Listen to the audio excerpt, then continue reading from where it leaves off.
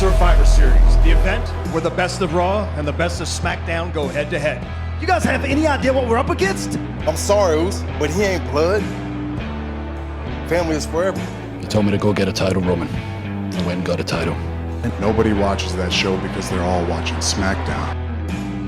The best of Raw and the best of SmackDown go head to head.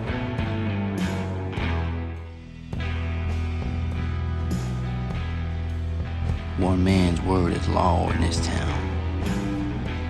I've scratched and clawed my way through everybody, whether they want to believe it or not. Sit back and relax. This class is itself. Put your money maker. We do not bleed. And then there is the guy behind the mask.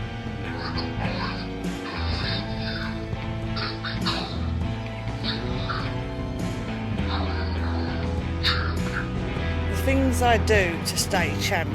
We have destroyed you all one by one. Now, see, there's only one guy around here who's gonna bring change to anything that has to do with level work. Baby boy, you looking at him.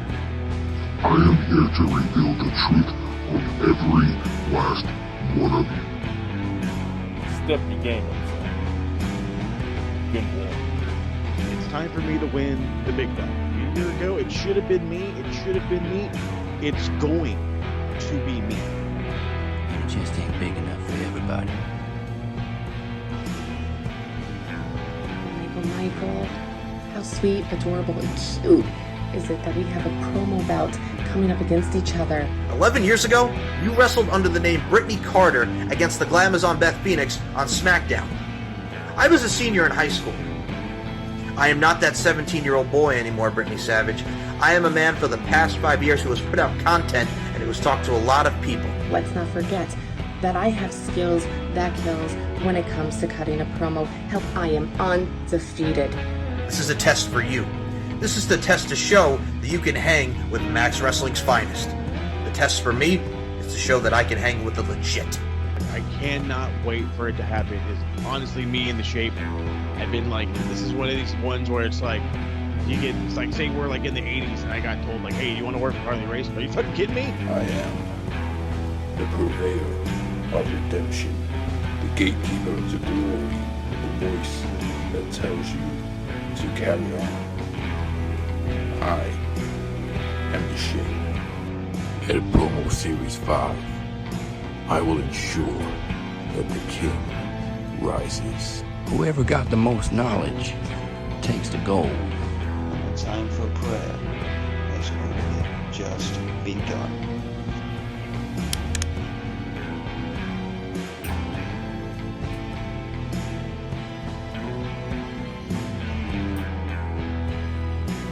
Time for some real cowboy shit.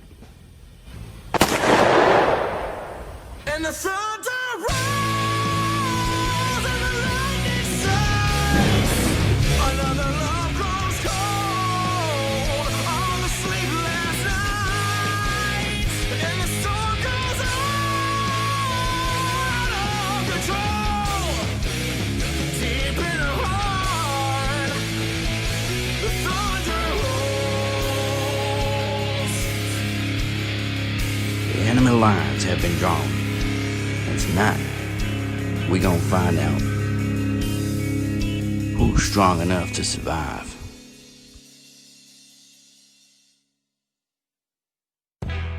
And now, Max Wrestling Podcast and Danger Zone Productions presents Promo Series 5 Enemy Lines.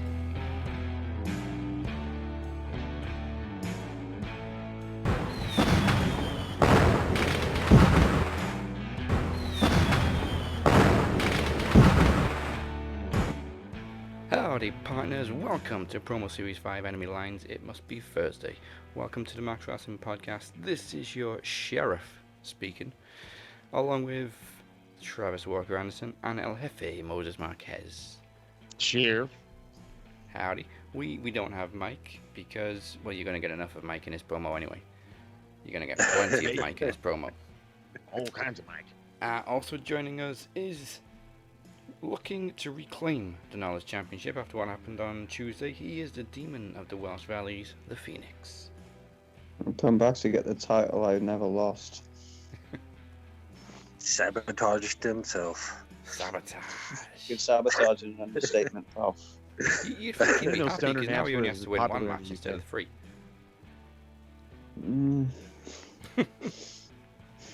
The promo champion, the Demoness, will be with us via promo as well.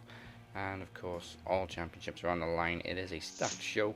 The Predictions Championship will be on the line for Survivor Series plus 2 exhibitions. But before we begin, it is another week in wrestling, so of course we need to rewind back to Friday night and recap the smack.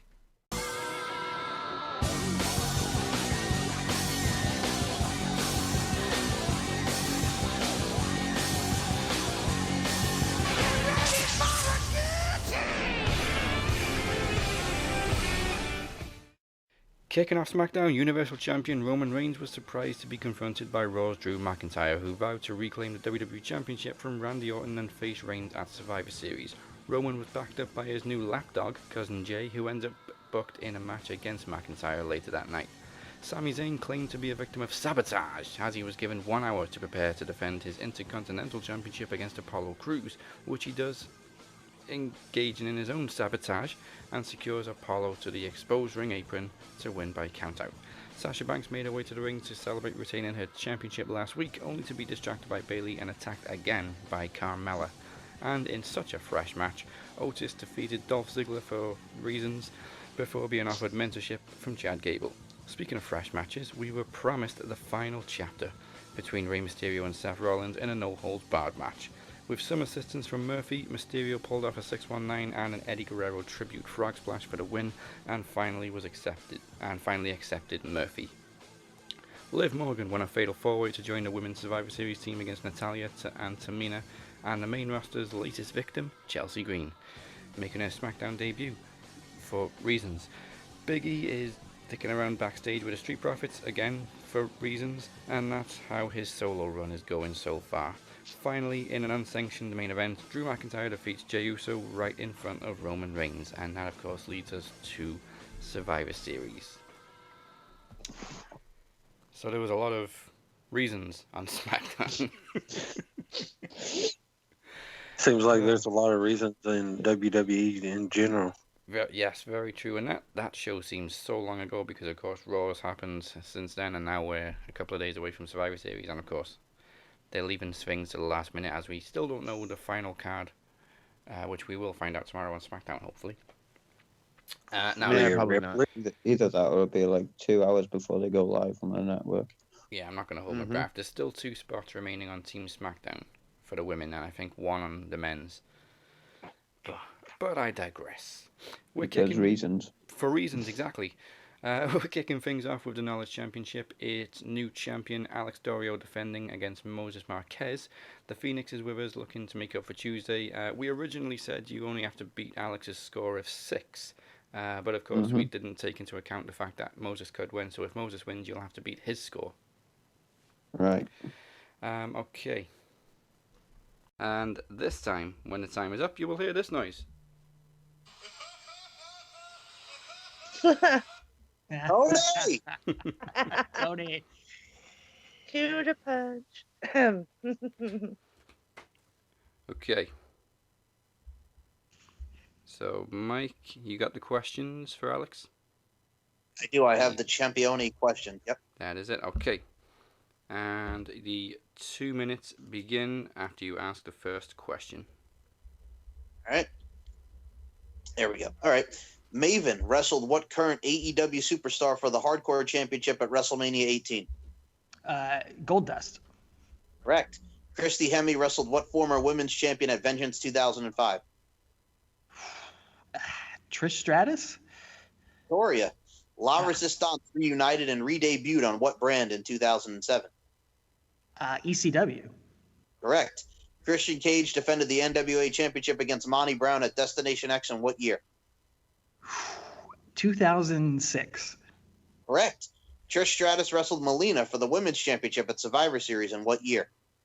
2005. Correct. Robert Strauss is the real name of what NXT superstar? Robert Stone. Correct. EC3 wrestled what current AEW superstar at BFG 2013? Wow. Matt Hardy? No, Noah Furnham, aka Peter Avalon. Which new Nexus members defeated Big Show and Kane for the WWE Tag Team Championships in 2011? McGillicuddy and Otunga? Correct. Samoa Joe wrestled what Japanese legend in a quote-unquote 5-star match in late 2005 for Ring of Honor? Oh, man. Is that Masala? No, Kenta Kobashi, but good guess. Okay. Bray Wyatt wrestled Kofi Kingston at WWE Battleground in what year? 2013. Correct. I believe you scored 7 out of that one. Not bad, Alex. Man, you guys are not messing around.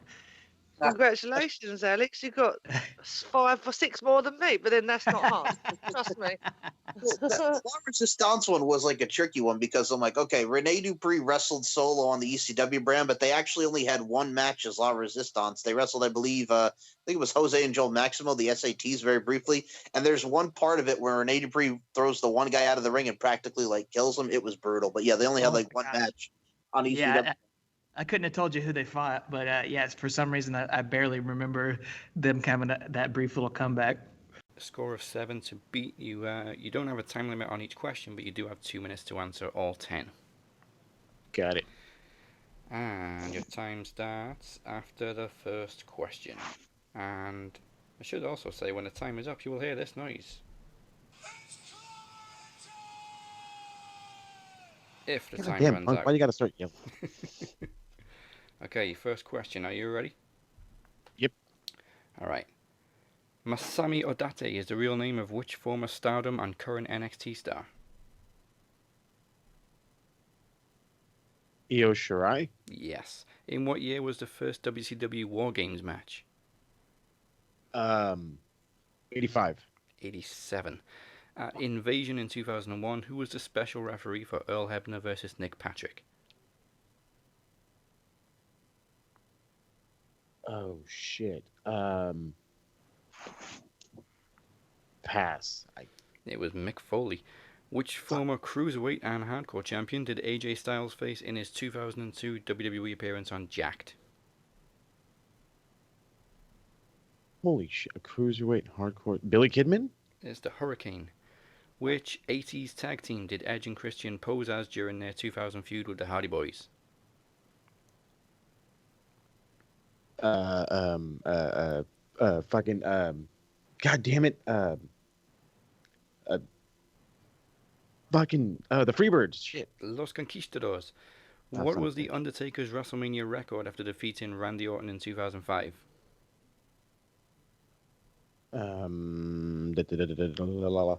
16-0.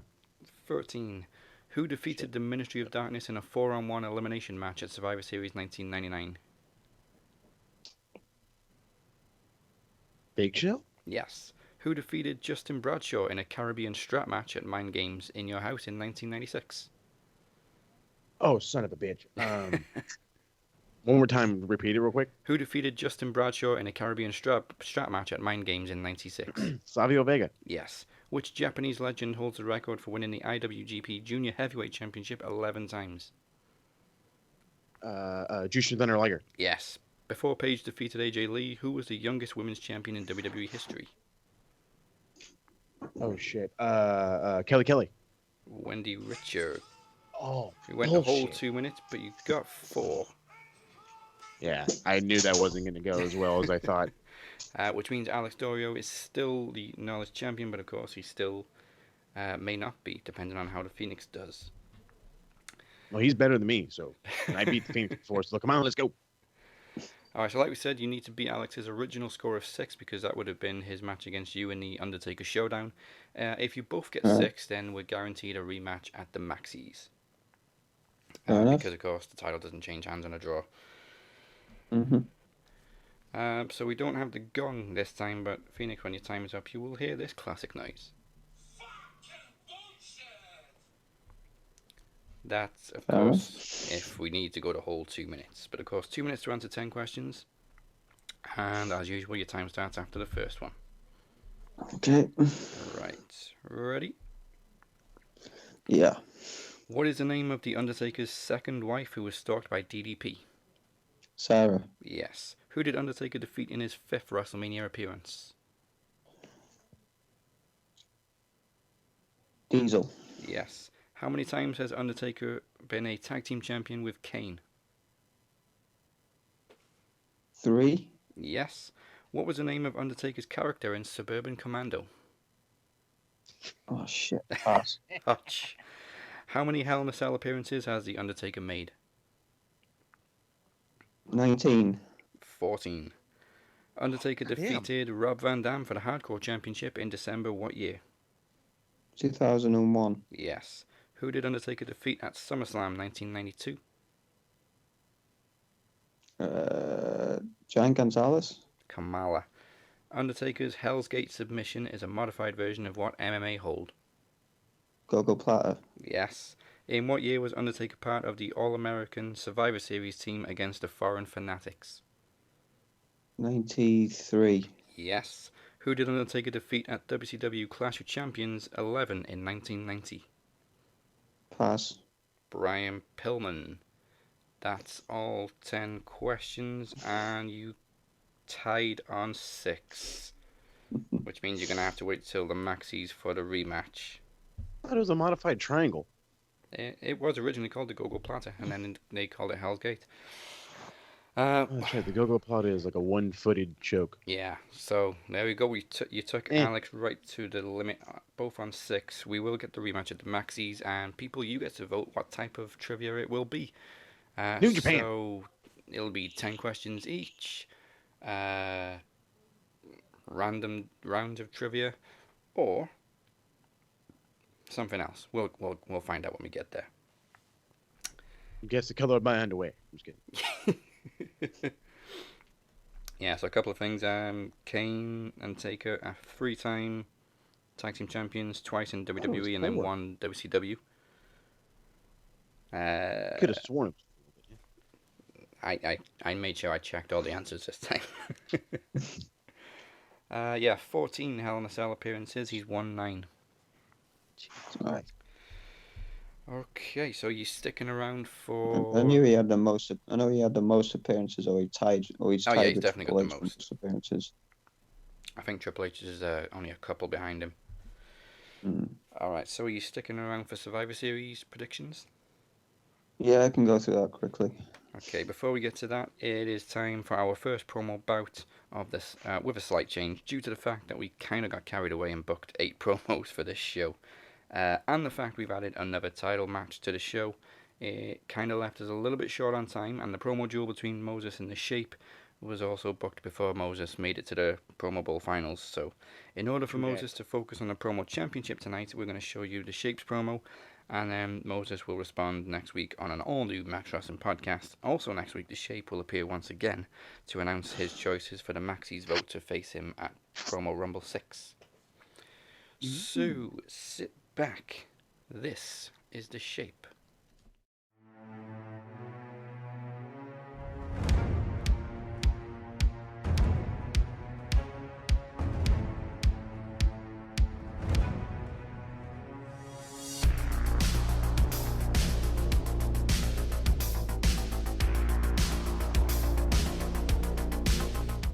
King Mo. We find ourselves face to face. You as King of the Mic, and I as King of the Order. And I ask you, what have you achieved? On this very show, you enter your 3rd promo title bout, a title you have yet to win. So why do you face The Shape? Because The Shape brings out the best in people, and you need a spark to succeed this time. But maybe it's not The Shape you're going to get. Moses Marquez. We finally meet face to face. Now I know You always have something up your sleeve for these big matches. So I hope you don't mind, but I brought along a friend.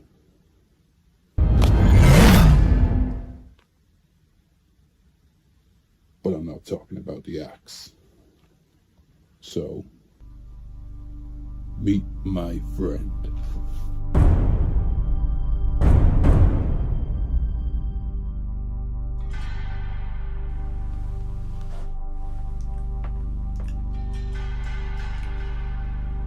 The axe has fallen. So, you can consider me tonight's entertainment. If you were expecting the shape. Well, I guess the joke's on you. I guess you can consider me the clown prince of promos. And I see 2020 has left me with some scars. Would you like to know how I got them? See, going into the year, Moses and Travis had all the gold, and both lost it all at Promo Mania. Then, plague spreads throughout the world, and we get to June, and I'll say his name, David. Ta-da! It's gone. All while this is going on, there's riots in the streets, confusion among people. And who's to blame? The leaders? No. You voted for them. Me? I've just been sitting here watching the world burn. No. The people to blame are you. Through stupidity, through selfishness, through ineptness. You, the people, are like dogs chasing cars. You wouldn't know what to do with one if you caught it. And because of you, the world has become a breeding ground for anarchy and must be allowed to die. Moses Marquez, these are the people that you choose to entertain. And that is the reason for your shortcomings. You are a king among jesters. And I suggest you begin talking like a king. And if you need any help, here's my card. So, consider this closing time. And now for the Phoenix. Why would the Shape call you out for Promo Mania? Well, it's simple. You complete me. So, at Promo Mania, the Shape or we're not gonna kill you. We're just gonna hurt you. Really, really bad. And with that said, we must now bid you adieu. And you know what you get? You get what you fucking deserve.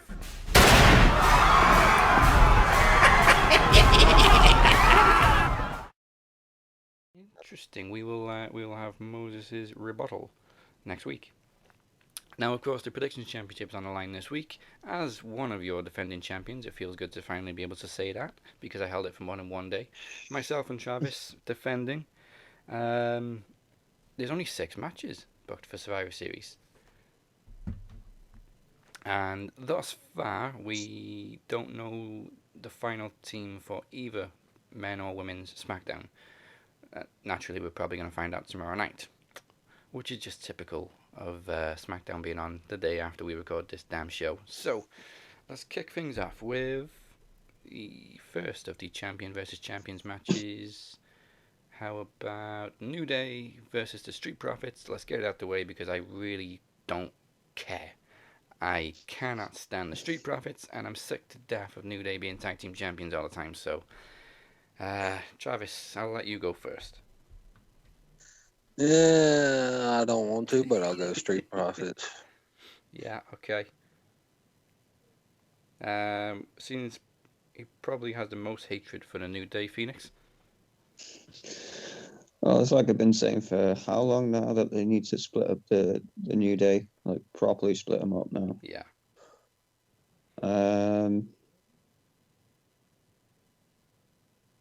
As much as I hate myself for it, I'm probably going to say New Day. All right. Yeah, New Day. You go New Day. I mean, well. I don't know. I can't see them, all three of them broken up. Xavier Woods would drown. Yeah. Like immediately, and then Kofi would go right back. Well, he's already in obscurity, but he'd go right back to it for real. And I don't even know what the fuck Big E's doing. I thought he was supposed to be like a main event guy. He's just hanging around backstage with the Street Profits. Is his shirt off? Yeah. There you go. That's it. I mean, hey, I don't fucking know. Okay, that's a split decision for the tag team title match. Well, not title match. Tag team champions versus tag team champions. Next match, Bobby Lashley is US champion. Sami Zayn is Intercontinental champion. Foregone conclusion for me. I'm going Bobby Lashley. Bobby Lashley. Yeah. Moses? Sami Zayn. Sami, okay. Surely there will be some kind of shenanigans in order for that to happen. There must be shenanigans. Oh, yeah. I didn't even think about the retribution. Why would we want to think about it? Well, yeah, out of sight, out of mind. In that Yeah, respect, slap I nuts think I'm going to switch to Sami Zayn. Hey, all right. Because let's face it, Retribution aren't doing anything else on the show. Facts. I thought they don't work pay-per-views. Well, yeah, You know it's very what? true.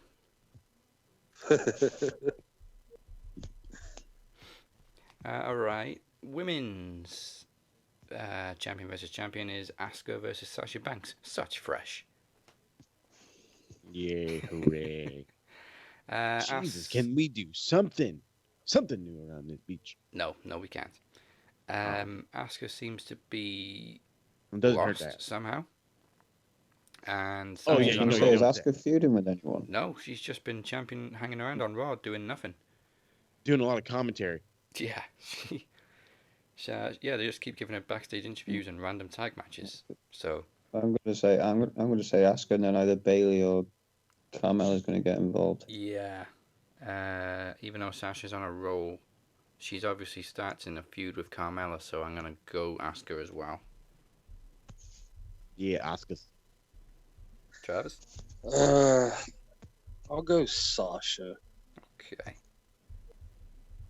Use the force, Sasha. Yeah, I was just gonna say. All right, let's do team women for Raw versus SmackDown. So we do know that the Raw team is now Nia Jax, Shayna Baszler, Lana, Lacey Evans, and Peyton Royce after Mandy Rose was legit injured by Nia Jax. Shock horror. Boom again. Who fucking gets it? And of course they had to write off Dana Brooke as well. But at least Peyton Royce has got a pay-per-view spot. So Team SmackDown currently is Bianca Belair, Ruby Riott, and Liv Morgan. Why they've left it to the last minute, I don't know. So that's two spots available. WWE, baby. Obviously, we're not being judged on the team predictions, but I'm going to predict Billie Kay to balance out Peyton Royce. And as Daniel Crimmins pointed out, it seemed to be Rhea Ripley's farewell on NXT last night, so I'm going Rhea Ripley to fill the last spot. And I wouldn't mind that. there's obviously no cohesion in Team Raw, so I'm going to go Team SmackDown. Hey, all right. I'm with you, Team SmackDown. Yeah. I like the Rhea Ripley thing, too. Yeah. I would hate to see Rhea Ripley Rhea sounds Ripley interesting. I will probably cry if she leaves NXT. Yeah. But they're not going to crown her, so let her go. I mean, there's nothing more they can do. They've already squandered and ruined her enough. Yeah. Well, she'll only get ruined even more on the main roster. So think of the money, baby. The money. Hey. I'm going SmackDown. Team SmackDown, okay. Oh, look who overslept. Yeah, Mike is awake. Let's get him on the line and he can give us his quick predictions to catch up. Welcome to Promo Series 5, Mike. I am here. Late, but here, and I apologize. The here and now, I'm here. not here and earlier. I am the here and now, and I am here, and it is right now. I am here. Okay, so obviously you're up to date now with what's happened so far in the show. We've done 4 matches for Survivor Series, so let's get your predictions. First up, Street Profits versus New Day. I'm looking forward to it. I think it's going to be a really, really good match, but some way I see the New Day getting the win. All right, that swings it in New Day's favor. It was split 50-50 before. We were pretty... Actually, no, we weren't conclusive on this one. Sami Zayn versus Bobby Lashley. We took into account Retribution getting involved. Ooh, this is very true as well. But I'll be honest with you. I am going to stick with the almighty Bobby Lashley because, as we know, Sami Zayn has made fun of Bobby Lashley and his sisters in the past. Good God, that was bad. Still got to go with my main man, Bobby, not to quote our former president who just can't take the L. My man, Bobby. Rigged. I demand a recount. Terrible. Terrible. On to the women. It is, of course, Sasha Banks versus Asuka. We also took into account Carmella and Bayley in this one. Also the Force. And the Force, yes. I got to go Asuka. Yeah. Sometimes you got to choke the Mandalorian out, man. There you go. Okay, so we'll be up to date after this one, Mike. We went with the women's Survivor Series match, Team Raw versus SmackDown. Of course, we know the complete scene for Raw, and I recommended for Team SmackDown the 2 final spots going to Billie Kay and Rhea Ripley. But of course, we don't get points for predicting the team. It's just a result. Well, that's my thing, too, is because I could see them doing a thing where somehow Lana, if she doesn't win it for Raw, but she's going to be one of the final people to be on that team going forward. But in this case scenario, I think it's going to be a case of Team SmackDown gets the dub, and Lana's going to be like, but I tried so hard and got so far, but in the end, it really didn't matter because her ass is going through the table again. So I'm going with Team SmackDown to get the dub. Her ass is going through the table, and then she'll become so numb. Yep. I can feel you there. What is it now? 8 times? I don't know. This would be 9, like... No, 9. Okay, so yeah. Rounded up at Survivor Series with 10 times. Yeah. Even 10. 10. 10. Yeah, maybe it won't be a good idea to call Alana 10 times. No. Okay. Moving on. Team Raw for men's team for Survivor Series. Raw is the skipper AJ Styles, Broly Keith Lee, Fireface Sheamus. I forgot Braun Strowman's name. What do they call him? That Mongoose. Mongoose, yes. And Dopey Riddle. Wait, sorry, Matt Riddle. I'm still calling him Matt Riddle. That's his name. Team SmackDown is Kevin Owens, Jey Uso, King Corbin, Seth Rollins, and TBD. Now, it was probably fan-made, but I did see a graphic of Daniel Bryan making his way back into the men's team, so we'll see what happens tomorrow night. I don't think they've announced any match, have they? No, and the thing that I look forward to is I was going to assume they did announce that Seth and Murphy is going to happen on SmackDown tomorrow, Messiah. Yeah. But it's one of those things where I could also see a worst case scenario, like you mentioned, Daniel Bryan in there, and he could go and mollywop Jey Uso in the whole nine. There's a lot of combustible elements on both teams, but I think in the end, we are going to see AJ and his squad some way find a way to coexist, and they get the dub. Oh yeah, I've actually been kind of enjoying these segments with Team Raw with AJ trying to become the captain. AJ, there's only one captain, and he's speaking right now. I know. Well, we get Braun Strowman too. Braun's always on the Survivor Series team, isn't he? Yeah, well, you gotta have a big guy in there. I was gonna say, well, after you kind of, choke out Triple H and you make him look like a bitch, you gotta have him on the team every year. Well, also, you get a chance to get to hear Braun Strowman yell, "You're not the captain!" So, yeah, that's pretty Calm down there, Mongoose. We may have to also take into consideration Jordan, the fucking 9-foot giant at AJ's side. Mm-hmm. Love this segment. Who can speak English, as we found out. Who scares people just by balling a fist? I love that segment where AJ found out he could speak. He was like, you could talk. And then he was on commentary as well. Like, hey, you can speak English. Yeah, I just found out. And I think the whole, and this is terrible, but I got Trav and Mike here, but I think the whole thing that made the entire thing funnier was his Georgia accent. So, goddamn, you can talk. It's that Gainesville, man. It's that Gainesville. You never asked. There you go. So, how did he hire this guy? How did he do anything? Yeah, I mean, he just was like, "You come with me," and the guy just nodded and just walked with him, or what the fuck's going on? I'm sure I heard Well, him here's speak to Shane. Raw Underground. Yeah, Raw Underground ended, and they're like, "Hey, we got to do something with this guy. He was the big ass ninja. Then he was in Raw Underground. Hey, we got to do something with this guy." He was the big ass ninja. I'm sorry, if you don't just stick with that gimmick for the rest of your life, you're failing. I was the big ass ninja. Imagine the booth at Comic-Con. Oh. Yep. Claim to fame, big ass ninja. There you go. Hashtag BAN, banned, big ass ninja. There you go. All right, so anybody saying Team SmackDown? Nah. Nope. Okay. No. Full house with Team Raw. Well, I was gonna say, what's the probability of Undertaker being TBA? I really hope not, because the whole thing is about his retirement. And I think the Fiend's getting involved. Oh. I mean, I just thought it would be a cool little twist that with it being 30 years, and then him being that last person, and then it come down to him and AJ and have a little rematch from WrestleMania. Yeah. And then AJ gets the win.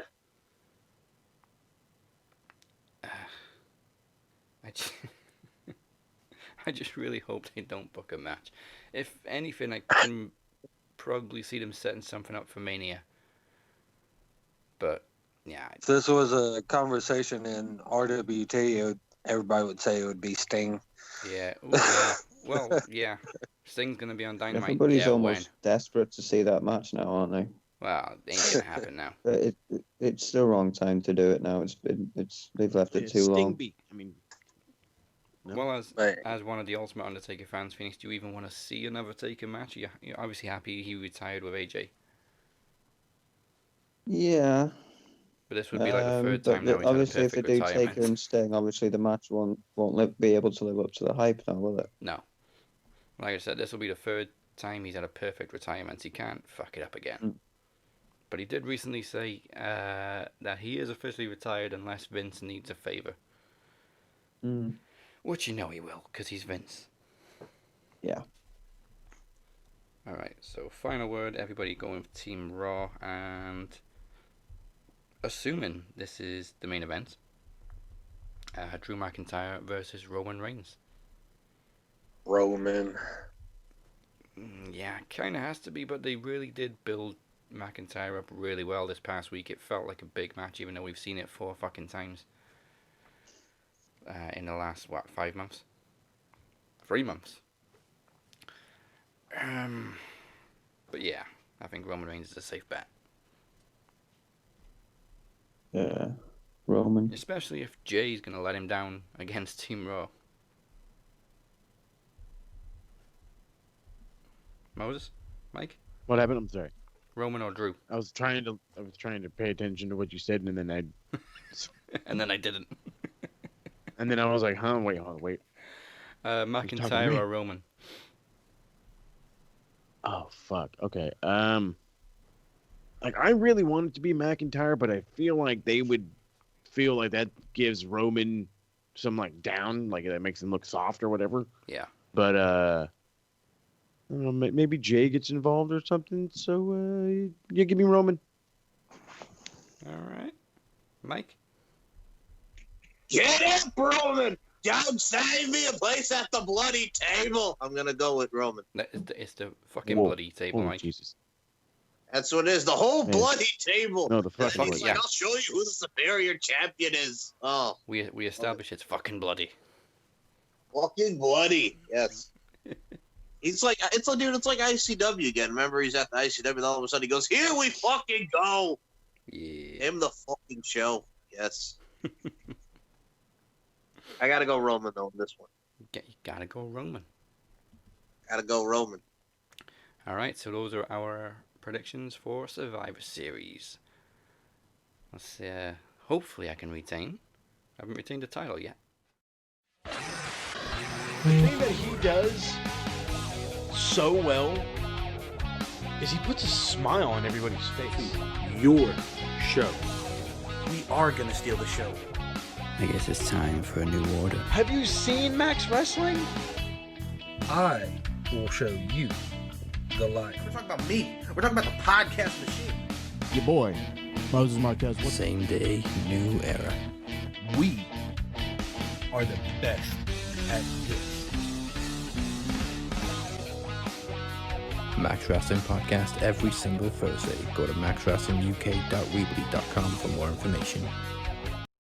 This is the CEO of Shane Taylor Promotions and Ring of Honor superstar Shane Taylor, and you are listening to the Max Wrestling Podcast.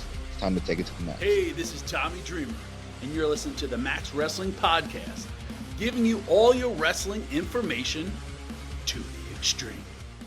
Up next is the second promo exhibition, technically the first because we haven't finished the first one yet, of the evening. It is Brittney Savage versus Mike Larkin. Mike, you've been waiting, praying for this match to begin. I mean, you've been looking forward to it so much. It's finally time to face the music, literally, because you know pop culture. Yes.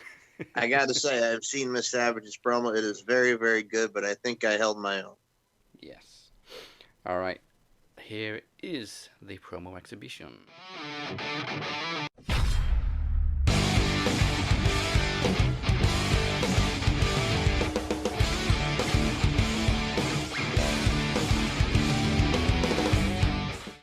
Six, 7, 5, 3, 0, 9. Hey, Michael, what's up? Hey, not much. I'm just, chilling, whatnot. You want me to meet up with you? How can I do that? You want me to what? To what? Really? Wasn't that just part of a TV show? Okay, I'll try. Hold on. Blue and Mike's good too. I can too. It didn't work.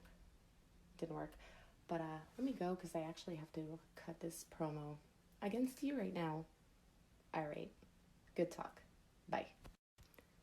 Michael.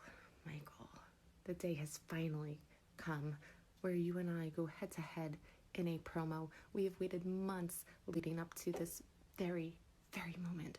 Not only am I your co-host, but I am your friend.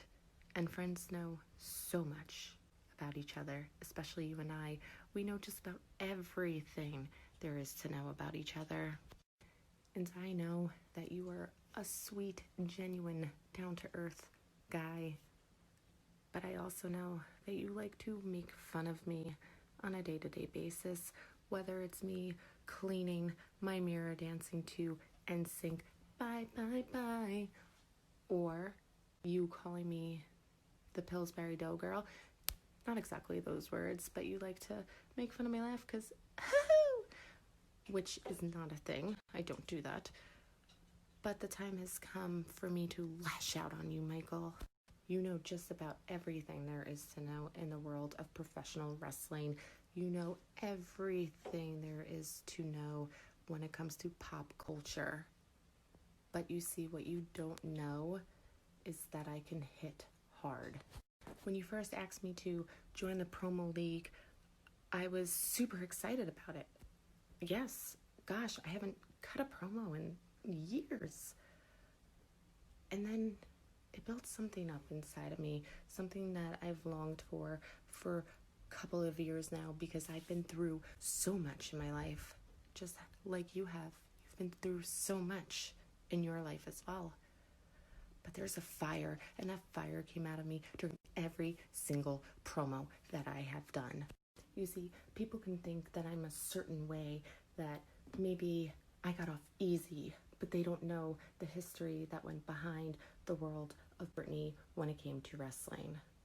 And I busted my ass for 9 years, even when I first started in wrestling, training on a day-to-day basis, me and just all dudes being left on the outside of the ring, having to do what I had to do to prove myself to every single person inside of that building. And I busted my ass, and I proved myself, and I never quit.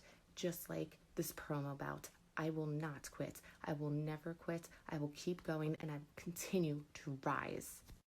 But one thing stands for certain, and that's you can top me when it comes to pop culture. I am right behind you on pop culture. I'll give you that. You definitely outsmart me when it comes to pop culture. But when it comes to the world of wrestling, when it comes to promos, I will beat you. You can have the cutest dances in the world. You can sing with your top hat. You can do a funny little dance. You can talk all the stuff you want to talk and make fun of my laugh. Hoo-hoo! And anything else that you have to say, because I know deep down inside you respect me just like I respect you. And this honestly is probably one of the, if not the toughest promo that I've had to do, because we are friends, we are close, and I have nothing really negative to say about you except for your funny little top hat, your funny little dance moves, because boy, let's face facts, you can't dance. I mean, you say you can, and I have my downward dab and all, but your Napoleon Dynamite skills, not gonna cut it, my friend. But I will give you props. I know you put your heart and you put your soul into this promo. You're doing a lot more than I can do right now, and I'll explain why in a separate video. But right now, the feast is on, Michael. And that being said, can you bring it? I am the here and now.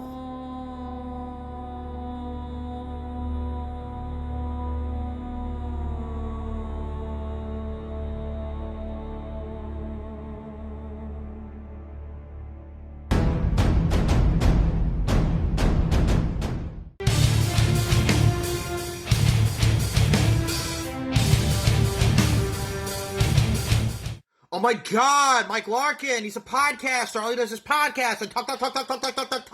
Why won't he shut up? God. Do I look like a fucking prop to you? I'm a man, and this man is looking you directly in the eyes and telling you that you suck. You know, it's very apropos that your initials are BS, because everything you say is bullshit. I'm about to put you on blast. Now, Brittney Savage's modus operandi is she's going to come on here and talk about how I loved to blue-skidoo to my desk when I was 5 years old back in kindergarten. She's going to come on here and talk about how I love Jennifer's Body and nobody else likes that movie. And she's going to do it in a funny way with a cute quip and do it in a pun-intended savage way. You serious? You think I'm scared of some 5-foot bimbo with a lip? Oh, my Lanta? Well, you best believe my tank is on full, and you better get out my house, because when Mike Larkin hits that switch, you better step off, bitch. My first name ain't Greg, my last name ain't Fokker, but you best believe I just dropped a bomb on that ass. Brittney Savage, there are many similarities between you and I, and there is one major difference. Similarities. You have a great work ethic. I have a great work ethic. You love pop culture. I love pop culture. You have had bad relationships? I've had bad relationships. You don't want no scrubs? I don't want no hoes that ain't loyal. See, Brittney, you and I are two peas in a pod. But there is one major difference. I stay relevant, and you are trying to regain relevancy. Brittney Savage, you want to talk about how I'm living that Carolina life? You're not just going to act like that I'm that dude going up to Gio's Pizza to grab a slice. You're not just going to act like that I'm that dude that busted his ass on Market Incorporated for 8 years. You are not just going to act like that I'm that kid waiting for the weekend to go to the Deer Park Community Center, the NYWC Sportatorium, 435 Brook Avenue. I may live in a different state. I may live in a different city. But right here, I'm LA and I'm New York to death. And when I went to that NYWC Sportatorium, I didn't see sports entertainment. I saw professional wrestling. I saw people like yourself, Brittney Savage, take on the likes of the Black Rose and Nikki Adams. I saw people like Mason Rage, Dickie Rods, Brian Myers and Brett Matthews, better known as Kurt Hawkins and Zack Ryder. I saw people like Rob Echoes, Robbie E., Robert Stone, whatever the hell you want to call him. I saw people like Willow Nightingale. I saw people like Deanna Purrazzo. I saw people like the Greek God, Papa Don. I saw people like Flawless Blake Morris. I saw legends like Mikey Whipwreck, Tommy Dreamer, Jerry Lynn. I saw people like Alex Reynolds and John Silver who are doing their thing and killing it on AEW and All Elite Wrestling as a part of the Dark Order. I saw people like Leo Blackstone, better known as Alex Coughlin, rise in the ranks of New Japan Pro Wrestling. The list goes on and on. But I can't forget about the managers. I'm talking about people like Prince Charles, John the Short Thing Shane, and Crusher Dugan. A man who was trained at the Malenko Wrestling Academy. A man who was a mentor. A man who was a friend. And a man who was like a father. He treated each and every one of his students like his own kids. And he is missed greatly. Crusher, thank you for believing in me. Your words to tell me, Mike, I swear, you got to be an announcer. You got to be in a company. You just keep doing what you're doing, Mike. Those words always live with me. And I thank you. You know, when I was 10 years old, in RCK cafeteria, wearing my Hardy Boys Live for the Moment t-shirt, kids would come up to me and they would say, Mike, why do you watch wrestling? Why do you like wrestling? You know what's fake, right? You know what's fake, right? Well, you want to know what's really real? Wrestling saved my life. Wrestling was my escape. Wrestling was my outlet when my world was crumbling down at the seams. When mommy and daddy were fighting, when mommy and daddy were separated, professional wrestling was there for me. And you want to know what's really real? Those kids that would mock me, tease me for liking professional wrestling, 3 things happened to those kids. Number 1, they went to jail. Number 2, they died. Or number 3, they faded into irrelevancy. While I'm sitting here with a smile on my face. I am not that 10-year-old little boy anymore. I am a 28-year-old man, and this man is standing on his own 2 feet. You say that you're classy, bougie, not ratchet? Well, I'm cocked, locked, and ready to rock. So take your best shot. Brittney Savage, I knew your resume while all these other fools were playing catch-up. I may be a man of tact, and I may just be a little bit out of whack, but rest assured, when this camera comes on and my face graces your screens, you know what time it is, and you don't even need to be wearing a watch.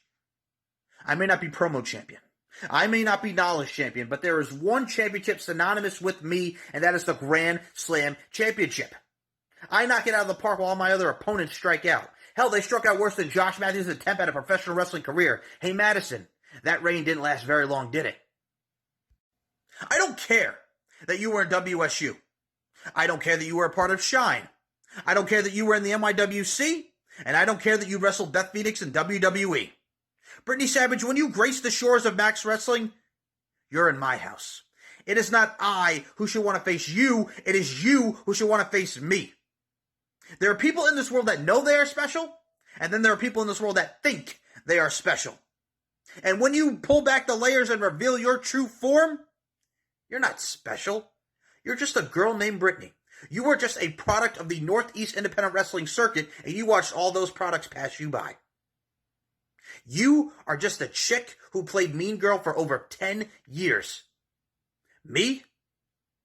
I'm the star in the sky that shines the brightest. I am beyond anything on this planet, this galaxy, and in this universe. I am special. Brittney Savage, you want to talk about how you notice everything? Well, I notice things too. Each and every time we do the Pop Culture History Podcast, you promote your YouTube channel, The Brittney Savage Show, and you want each and everybody to follow you on your journey. You see, journeys define us. Journeys show us where we are going to go in this thing that we call life. Journeys are a trip. Take this ride with me, girl. The end is the beginning. The beginning is the end. Journeys end, journeys begin. Journey is defined as an act of traveling from one place to another.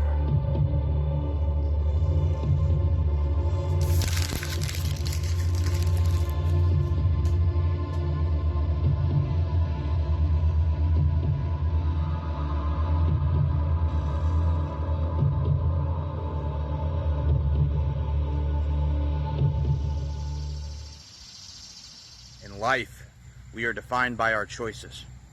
We can go down one road, which will lead us towards succession, glory, and triumph. Or we can go down another road, which will lead us towards heartbreak and heartache. You make the decision.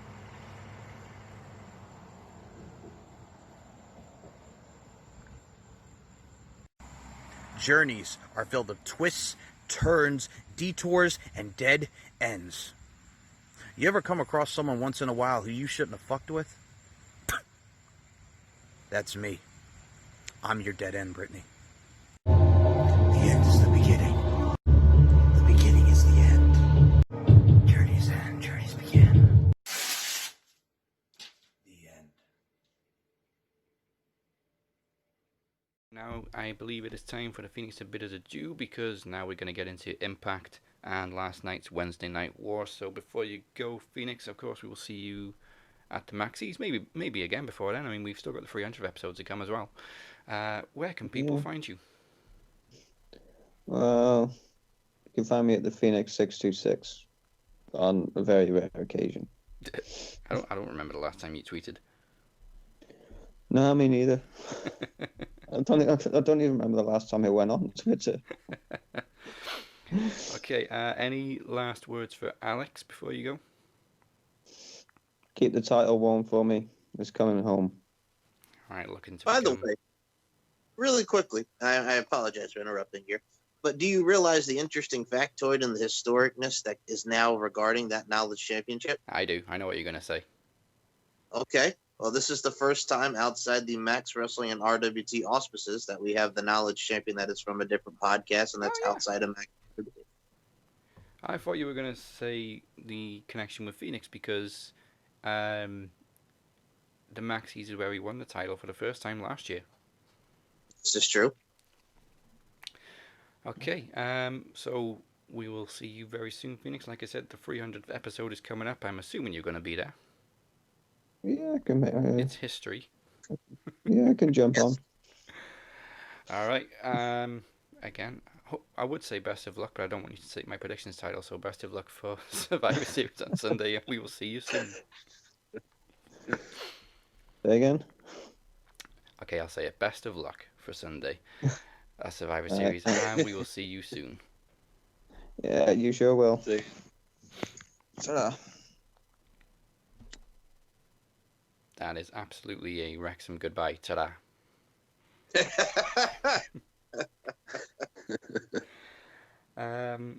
Okay, on to Impact. We came off of Turning Point, which, I don't know, for me it just felt like another episode of Impact. It didn't really feel like a pay-per-view. So we kicked off with a rematch for reasons between Moose and Willie Mack, and Moose just destroys Willie Mack again. Molly Wop. Molly Wop Willie Mack. And of course, seems to be setting his sights on Rich Swann, so I think he's realised now that the TNA title doesn't mean a damn thing. Rith Thwan, I'm coming for you, because Moose has got that lisp too. Rith Thwan, are you watching this? Are you watching this? Yeah, Moose's vocabulary is lisps and son of a bitch. Yep, that's all he says. He yells, son of a bitch, and then, yes. That's about right, yep. Yep. I mean, poor Willie Mack. I mean, he really did get mollywopped this week. That he did. In Tommy Dreamer's investigation into who shot Bravo, the Dinas point the finger at Swinger because at Turning Point, I think it was, it was last week on Impact. They discovered Swinger's gun in his locker room. Swinger's got a gun. Bow, bow, bow. Swinger's got a gun. And so later on, of course, Dreamer calls Swinger into the interrogation room. And it was just, Swinger sees no big deal about having a gun in his fanny pack. He's just like, yeah, I got a gun, daddy. Yeah, I got a gun, daddy. I got all the gimmicks. So, I mean, for Dreamer, that's enough evidence to take Swinger to Wrestler's Court next week. Next week. Oh, Lord. Swinger, we're going to Wrestler's Court. Yeah. If it wasn't Impact, these investigation segments would be awful. But you can kind of give him a pass because it's Impact. And it's like it's so bad it's good. Almost. Kind of. But as in all murder mysteries, it's never the first suspect, so obviously it's not going to be Swinger. You watch him say it's like a water pistol or a prop. Well, a BB gun. Yeah, a BB gun. Even though those things fucking hurt if you're close enough. Yeah. Oh my God, I shot my eye out. All right, Suicide wrestled Gio for about 30 seconds before Eric Young and Joe Doring attack. Hold on, I'm looking at Gio and I'm like, all right, he's only got one name, you skinny bastard. And then here comes friggin' Joe Doring coming out and absolutely sit out powerbomb, just absolutely tearing these guys apart. And I'm like, what a rough night. Mollywop, but what a rough night at the office, man. That's a big boy. Crossbody, sit out, powerbomb, hello. Yeah. Doran, of course, made his debut at Turning Point. He's Eric Young's new sidekick. Not entirely sure what the agenda is. I mean, they're just beating up everybody. I know. I mean, apparently this dude's from All Japan, has a very big following in All Japan Pro Wrestling. Now, here he is on Impact. Apparently, he was in Impact before. But looking at his Impact record, I think he only did, like, enhancement matches.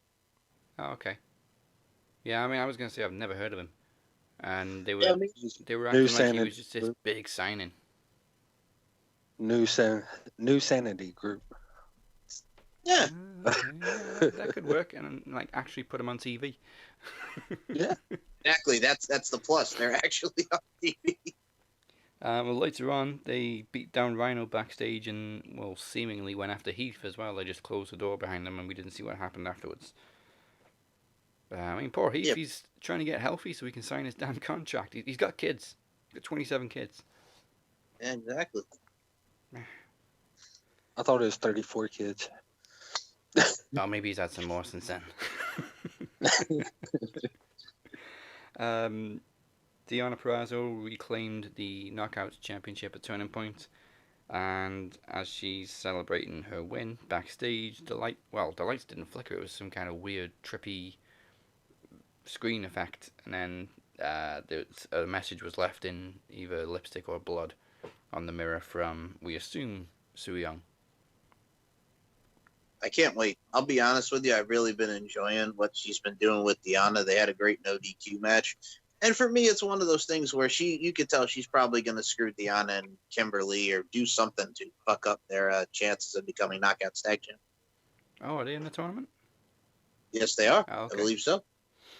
I mean, we got newcomers like Team C-Star with Ashley Vox and Delmy, who are a hell of a tag team. And then we also have people like, Killer Kelly and Renee Michelle. Sorry, Travis. But Killer Kelly. You know what? I never remember her name, so I just keep calling her Mrs. Maverick. Okay. Here's the thing about Renee Michelle.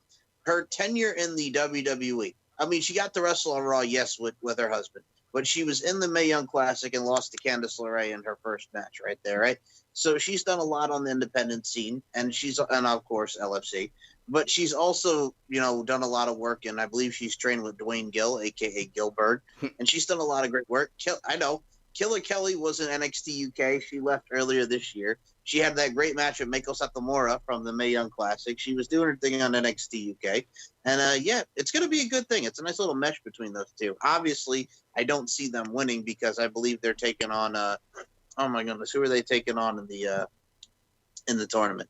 I know Havoc and Nevaeh won, but I forgot who the hell they're taking on. But I think they're going to lose, and they're going to eat the pin. Renee's going to eat the pin in that match. Yeah, well,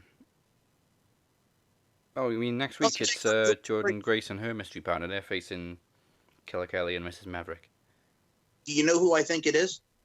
I can't think of anybody. Okay. She said, she was talking about retirement. I know you're retired, but I can't. Well, if not Gail Kim, who would be a nice surprise? No, who else is retired? Jazz. I've never been a fan of Jazz. You've never enjoyed Jazz with Rodney Mack, the bitch's back player? No? Nah. And her bald head? Nah. Anticlimactic on Jazz. You gets no love. Dazzy Dangerously, you're challenging your inner Faith Evans. You gets no love from me for Jazz. No love. I only saw a little bit of ECW when I was a kid as well, because it wasn't that widely available in the UK, believe it or not. WWE and wrestling wasn't this global thing that it is today. So when she debuted in WWE, I was like, "Who the fuck is this?" Because everybody's like, "Oh my god, it's Jazz!" I'm like, "Who?" Wait a minute, hold on. You pulled the Travis. What the hell was that? The hell is that? The hell is that? Yeah, I would prefer Gail Kim, to be honest. Me too. But you know what it is too, and I like that, and I think they would have a nice mesh as well with Gail Kim. Then Jordan Grace also is a killer, but yeah, no, let's. I'd be interested if it was more Gail Kim too. But Jazz came up because I know she recently retired, and I remember like when she was doing like the AEW stuff like very quickly. Yeah. I do remember her saying in an interview that she did have interest in doing a little run with Impact. Mm-hmm. As long as it's not. You know who else is retired? Who's that? Who's also an Impact, I would say, legend. Velvet Sky. Okay. All right. That's kind of what I was thinking. Let the pigeons loose, to quote Taz. Abso-fucking-lutely. Goddamn right. So most of the stuff on Impact happened backstage this weekend. We had 2 random matches between Brian Myers defeating Crazy Steve and Hernandez defeating Falaba. But I love this segment backstage where Scott D'Amore kind of plants the idea in TJP's head that nobody with the name TJP can challenge Rohit. Anybody else, any other name, any other gimmick. I love how Scott D'Amore kind of manipulates people into doing good things. Like he says he gives you an idea without saying too much, but he makes it very obvious. For me, I also look at it like I'd love to see him come back as Manic. Yeah. Just because. Well, I mean, you can't do Suicide because Suicide's already been played by somebody else now. Exactly. And but at the same time, it's not the first time somebody stole the suit. Well, yeah, that's true, and that's a nice segue because D'Amore also said, "I miss the Austin Aries days." No, Scott, you really don't. No, I was about to say. No, you don't. Oh my God, that vegan motherfucker. Yeah. I hate him. And before we get attacked, it's not the fact that he's vegan; it's just the fact he's an asshole about it.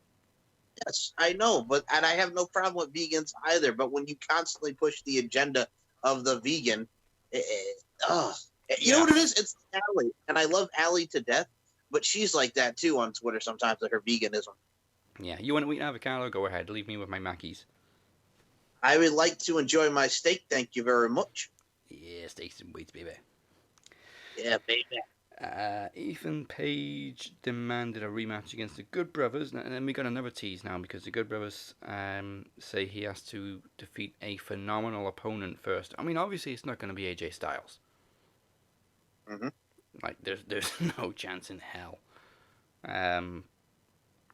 So I can't really imagine who they'd be teasing if it's not AJ. Like, they really emphasize the name Phenomenal as well. So all signs point towards AJ Styles, but it's not going to be AJ Styles. Or they're going to get some skinny jabroni that looks like AJ Styles. Swoggle. Oh, God. mini AJ. Well, mini AJ. And finally, in the main event, the Radicals bid farewell to Impact as Rich Swann and Trey defeat Dez and Wentz. It's been bugging me all week how literally everybody is so excited for the Radicals to go to WWE. Why? Have you not seen how WWE treats people from Impact? With the exception of AJ? You want me to take a guess as to why they're excited? Because he's stupid? Well, Cruiserweight a title in NXT, or they could be in the tag team scene for NXT. Yeah, if they go to NXT, great, but they're not going to be in NXT forever, and they're going to drown on the main roster. Put them with Riddle. Yeah. Bro. Go to the treehouse, bro. You lost the treehouse. I got the greenhouse, bro. I mean, it was a nice match. It was a nice farewell for the Radicals, but then all four are attacked by, again, Eric Young and Dorian backstage. All right, so this is driving me insane.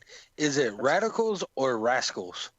The Rascals. Where the hell did I get Radicals from? That's fucking Eddie Guerrero and Benoit and Malenko. I was about to say, we're talking about Saturn, Malenko, and Benoit here. Yeah, I'm sorry, Des, but you've been saying that for weeks, and I just want to keep my mouth shut, Have but I really? I'm like, yeah. Daz is having flashbacks to 2000. Yeah. Well, I mean, it was 15 years this week for Eddie. Yes, God rest his. My bad. The Rascals. My bad. Just sounded like Brodus Clay there. My bad. The Rascals. My bad. I've been pulling a Mike Adamley for weeks. His name is Jeff Harvey. We're gonna go Jeff Harvey. You're making me crazy, Kofi. Sorry, and I love that dude too because him and I have something in common. We're both epileptics, but holy hell, man, you're making me crazy, Kofi. See, this is the real reason Moses doesn't want to talk Impact. Because I keep calling Rascals the Radicals. Original. I have another Adam the original. It was so bad. He sucked. He was. You know what the problem is? He was great on American Gladiators, but when he came to WWE, he absolutely sucked. Yeah. Have you ever seen his run on American Gladiators? No, but I can believe it. Great. No, it was great. I think he was on when Rico was on that episode of American Gladiators. Yeah, I didn't see any of it. Okay, well, you got to look it up. Rico on American Gladiators. I barely watched the reboot of the UK version with Magnus. Magnus! When he was... Oh, crap. What was his name? Oh, I know. I forgot his name. He had like a gladiator gimmick. Oh, well, he was Brutus Magnus. Yes, but, Brutus Magnus. But here's the thing. That wasn't his name in Gladiators. Let me check it. Go ahead, Mike. I was going to say, man, that was like one of the reasons why he got hired, because Dixie Carter saw him in a magazine and, you know, she was sweating and, you know, getting wet with all the sweats, and then bada boom, here comes Brutus Magnus on our TV, you know? That was one of the reasons he got hired. He was Oblivion. Yes. That was one of the reasons why he got hired, because Dixie Carter saw him in the magazine. I mean, he did kind of stand out a little bit from what I did see of it. But it just wasn't the same as the original series. Of course, but when he first came in, he was that gladiator gimmick, and it didn't get over. It wasn't until he got into the British Invasion when he really got over. The British Invasion was cool. It was. Good evening, wrestling fans. Welcome back to another edition of The Evolution of Pro Wrestling. Woo! I'm Lewis, and this is Jay. Who made a bigger impact? Stone Cold Steve Austin or The Rock? Shawn Michaels or Ricky the Dragon Steamboat? See, this is a crazy topic. And we got an exciting topic for you tonight. Who's better in which era? CM Punk or Bret Hart? WrestleMania. Holy cow. Tonight, we're going to be talking about the best and most shocking moments in SummerSlam history.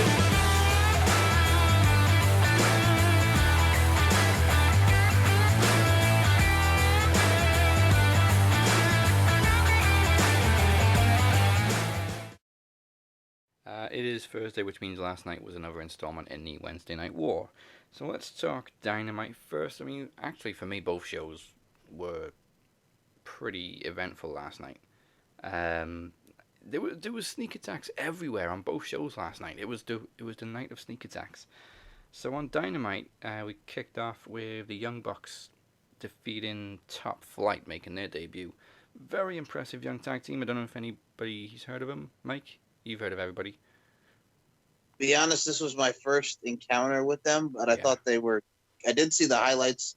I'll be honest, I did see that one. I thought they were talented. I mean, I like the fact that they're bringing in new teams. You know what I'm saying? I mean, I'd rather watch them than friggin' Everrise on NXT because Walmart Young Bucks. Yes. Yeah, I mean, they're very good. They're only 19 and 21. So yeah, I look forward to seeing them again. They're youngins, Dazzy. They're youngins. They're Young Bucks. They've been all over. Oh yeah. Yeah. Now, the Inner Circle hit Vegas this week. The first segment was great, where MJF and Jericho were fighting over what to drink at the bar, before Jericho sets the bar with Everclear. I'm just disappointed neither one of them at any point suggested whiskey. They went moonshine, vodka, rum. Neither of them said whiskey. So Everclear is apparently very dangerous. I can't say I've ever come across it. You don't. It's like high 90s percentage. Oh god, it's horrible. So, absolutely the worst alcoholic beverage you can ever get. Well, they both take a shot and then just kind of, holy shit. And from there on, things just get a little bit chaotic.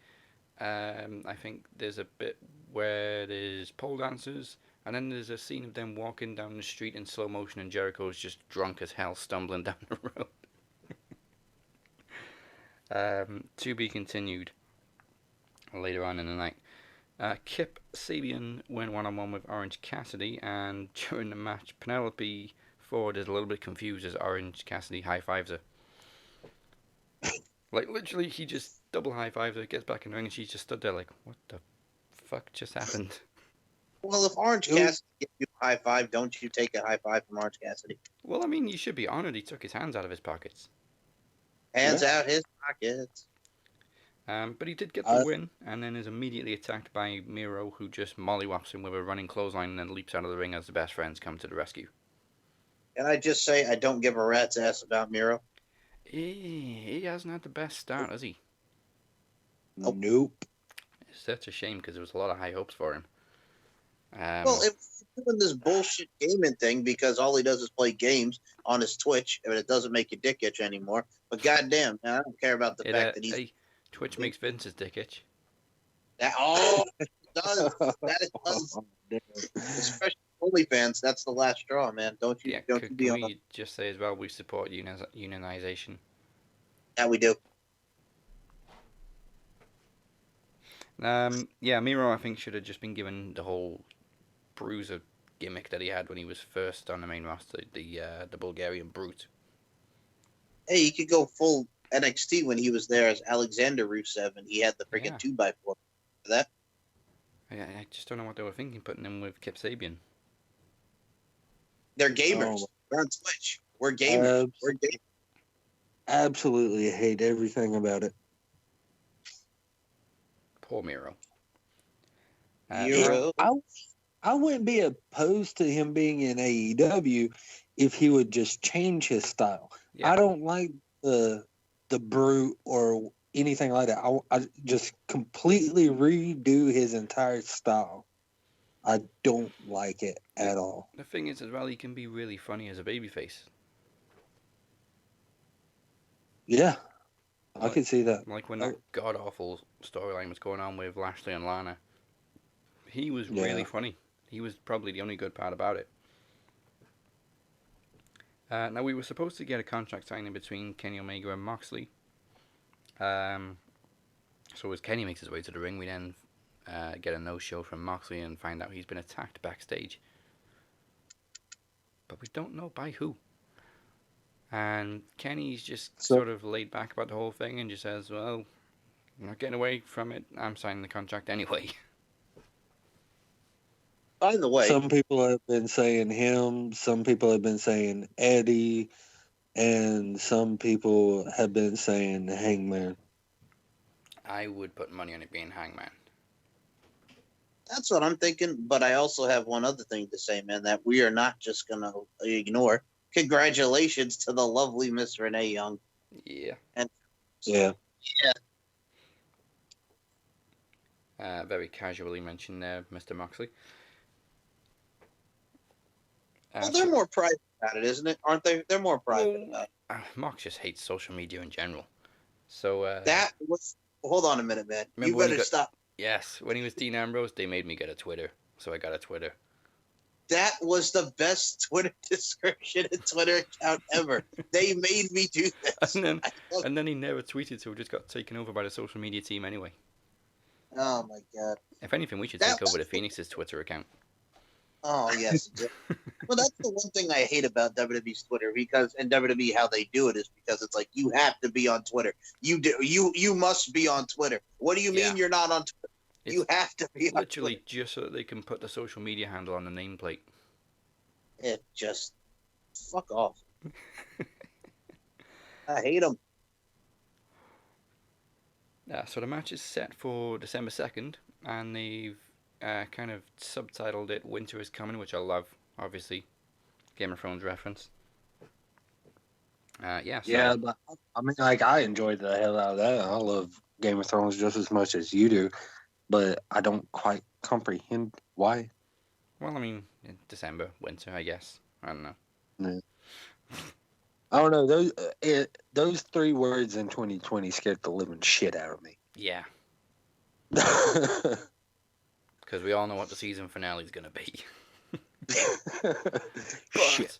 We also know, thanks to the final season of Game of Thrones, that the White Walkers aren't that difficult to defeat, really. Yeah. The less said about that, the better.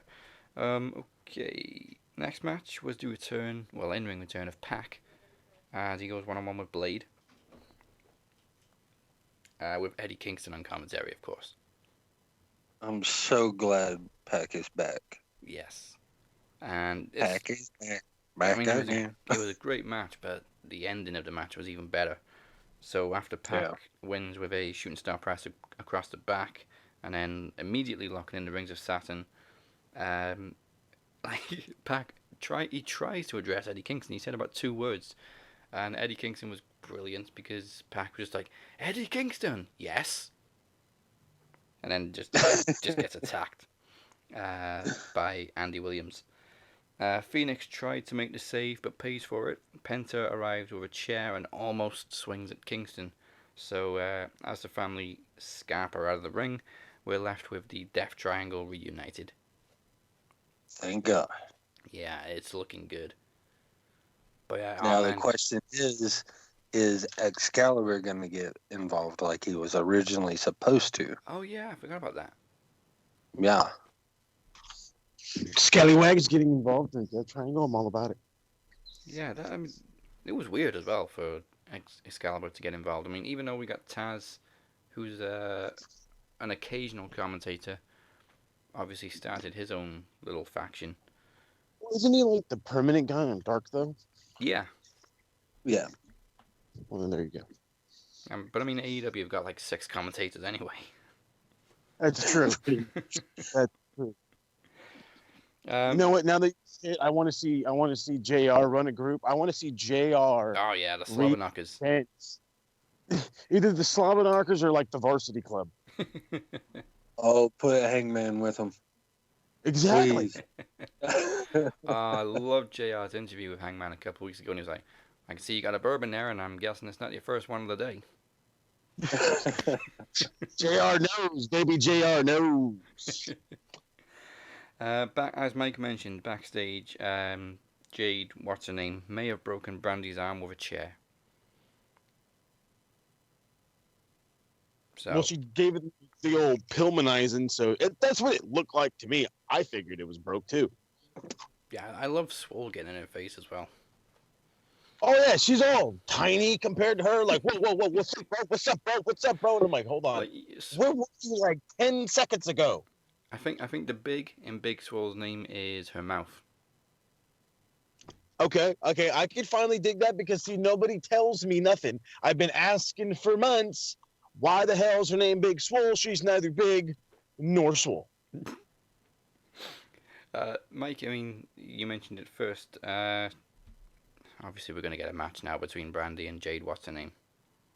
Jade Cargill. I got to say one thing about this chick, man. Man, girl's got finesse. She's got that fitness to her, you know what I'm saying? But I also look at it from Big Swole's standpoint about the fact that this heifer right here, she's going at her. I got to say right now, man, just put the three of them in a verbal confrontation because it's ghetto fabulous vibes and I'm loving it. Heifer. Yeah. Sticking with the women, Serena Deeb defended the NWA Women's World Championship against Thunder Rosa. Random attack from Britt Baker on Rosa mid-match, and it didn't really affect anything because the match carried on for like 5 more minutes. But Deeb finally retained, and like for some reason, Britt Baker just went back over the barricade for the rest of the match, so she was stood there at ringside, and Rosa just goes right up to her, punches her in the face, drags her over, and starts beating her down. What the? Like, why would you attack somebody in a match and then just go back into the crowd and watch the My rest of the match? guess has a doctorate in something, and you know these doctors, they got to stick together. Yeah, I guess. I mean, I don't know. I mean, my whole thing, and I've been asking for a while, maybe even Travel jump on the bandwagon with me, is why in the hell isn't Britt Baker in the title scene? And no, not the NWA title scene. I'm talking the AEW title, women title scene. Yeah, I think she was going to be before she got injured. I mean, I had heard she's not like 100% cleared yet, but I don't, there's no like proof behind it. Yeah. But I'm like tear her knee or something, right? Yeah. So I think it was her ACL. It's not exactly an easy ass injury to recover from. No, and she had so much momentum before that injury. Well, yeah, because she caught her footing with the promos and everything, so.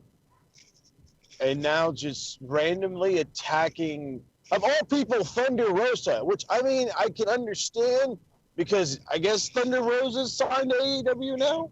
At least that's under the impression I have. It seems so. So then that way you have, another established star working with Rosa right off the bat, rather than, because it was Hikaru Shida, now it's, Britt Baker. So, whatever. As long as she's not chasing the NWA title, I don't give a crap. Yeah, well, tag team main event, Brian Cage and Ricky Starks defeats the team of Cody Rhodes and Darby Allin. But the big news came at the end of the match, where Cody and Darby are beat down by Cage and Ricky Starks. Out comes Will Hobbs with a chair, and boom, heel turn. Heel turn from Big Will Haas. You fucker. Can y'all hear me now? Yeah. Yeah. I gotta say, Big Willie's style was all in it, man, and he turned that heel turn, man. I enjoyed that. Yeah, I mean, I kind of enjoyed him making all these saves as a babyface. I did too, but I kind of did see this like heel turn coming. So when I was like, when it happened, I'm like, crap. Well, they really did it. Yeah. So I mean, Team Taz is stacking out now. I mean, he's got big, muscular guys and Ricky Starks. No socks, Ricky Starks. No socks, Ricky Starks, yes. Oh Lord. Well, I mean, first off, if Hobbs and Cage is it turns into a tag team, I do not want that smoke at all. Nope. Because you got one dude who's gonna fucking hit the ropes, damn near like fucking Matt Jackson, but he's 3 times the size. And then you got he's 3 times your size anyway, but he's just a regular old power guy that's fast as hell. Like, Jesus Christ. But this is what I feel like this is what you need in a tag team division. You need a brute team. What is it? A Ming and Barbarian. A Haas team. A Ming and Barbarian. FTR. That's the closest they have. Haas, bud. Oh, I said that's the closest they have right now. Yeah, that's about as close as they have. But that's more of like a technical tag team, which I still love. You can't hate on that. Yeah. So over in NXT, like we said, there was attacks all night on both shows last night. NXT kicked off with Gargano crashing Ruff's celebration, and the rematch is immediately on. However, Damian Priest just punches Ruff to get Gargano DQ'd.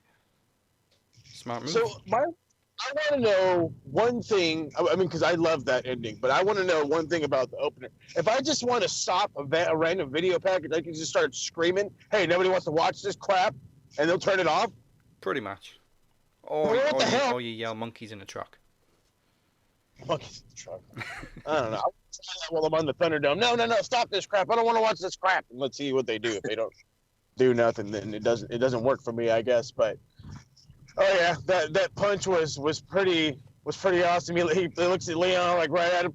Sorry, kid. Bam. I was like, well, he's dead. And then Gargano's like, what the fuck? He's like, no, damn it. I was like, he screwed you. That was great. Yeah, and then like backstage, Ruff confronts Priest and just slaps him straight in the face. Slap the shit out of him. This dude who's 2 feet shorter than this other fucking guy reached all the way up and slapped the Jesus out of him. Damian Priest didn't know how to react, but the best part of the segment was William Regal saying, "You deserve that." Oh, yeah! Just like the disapproving dad. You deserve that, sunshine. I'm telling it like it is.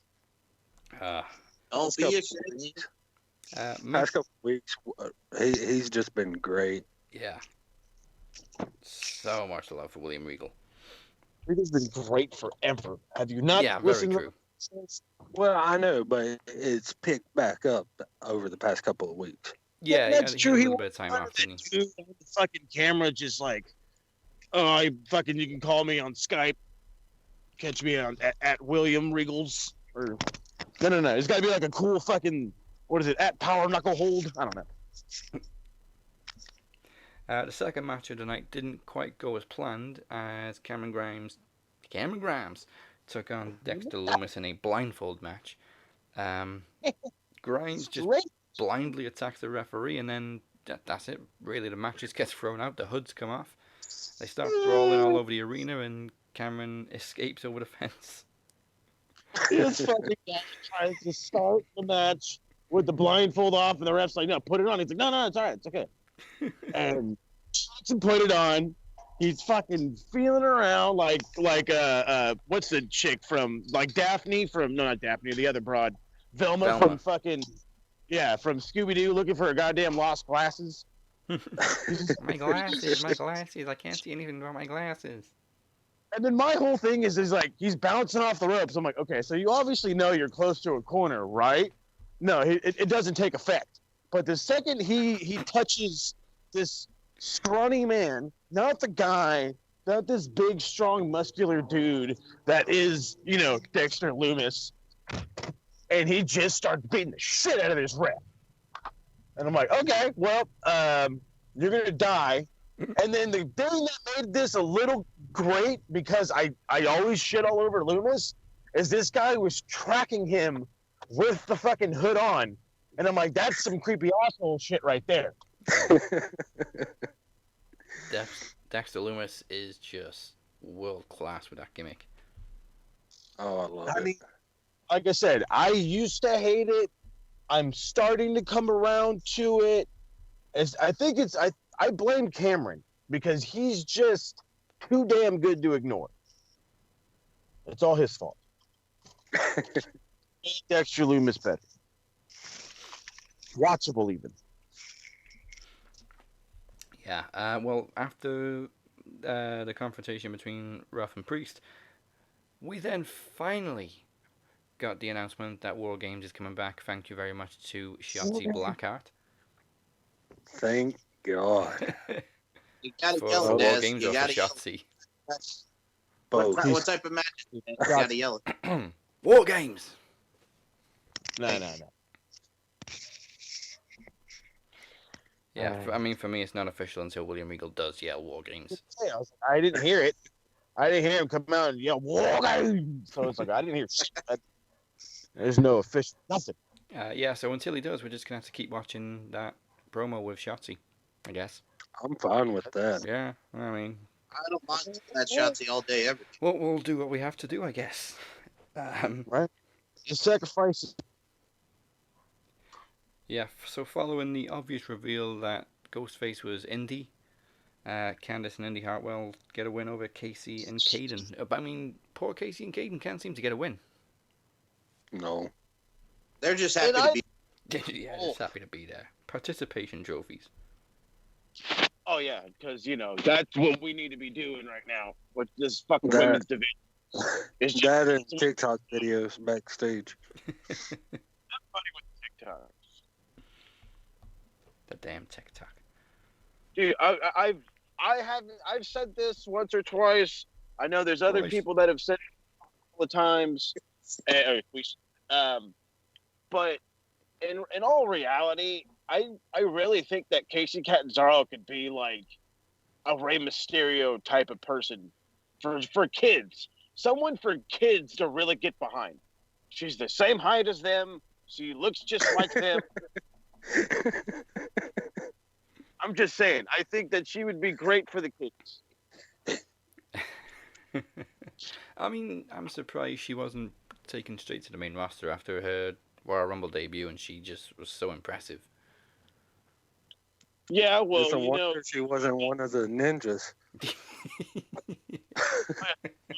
I don't want to be a ninja. No ninja, thank you. Yeah, The Jordan. only ninja in. Jordan was the big ass ninja. She's a little ass ninja. The LAN. We go from the band to the land. The little ass ninja. Hell yeah. The Band of the Land. It sounds like a cool band name. It does. Yes. Arturo Ruas made his return to Love that NXT. guy. Hold on. Wait a minute, Dazzy D'Angelo. You put some respect on Arturo. Man, he's coming from Evolve. He's coming from Raw Underground. That dude's got the kicks. He's got the tricks. Arturo! I didn't disrespect him. I'm Oh just my saying, God. man. Put some respect on his name regardless. Arturo Kenshin. Ruas. This man, it is Arturo Ruas because he is the black belt in every goddamn martial art there's ever been. And he is awesome. So I guess it could be described as an upset, really, that Kushida got the win, even though Kushida's been on a roll lately. I guess. But, well, I mean, didn't Ruas get, like, destroyed in Raw Underground the last time we saw? Yeah, by frickin' Braun. Exactly. Like, he had a really impressive debut on Raw Underground, and then Braun came into Raw Underground and just mollywopped everybody. Yeah, because that's Braun. That's what killed the whole idea, really. Raw Underground sucked after Braun Strowman. Then they put him with what's his face? Who's the big guy that was with Shane? I'm forgetting his name right now. I only remember his. Well, I can only pronounce his first name, Jordan. No, not him. The other guy. Oh, Babatunde? Dabba-Kato. Oh, yeah, Dabba-Kato. That one guy. That one guy. Yeah, it got killed when Braun was in there and him and Dabba-Kato. Yeah, that's when it Yeah, got killed. Braun killed everybody. What the fuck? Because So, it's like, Braun conversation Strowman. between Don't you Shane know and Vince this? must be like, "Hey, Dad, you like my idea? Yeah. I'm gonna send in Braun to kill it." But what?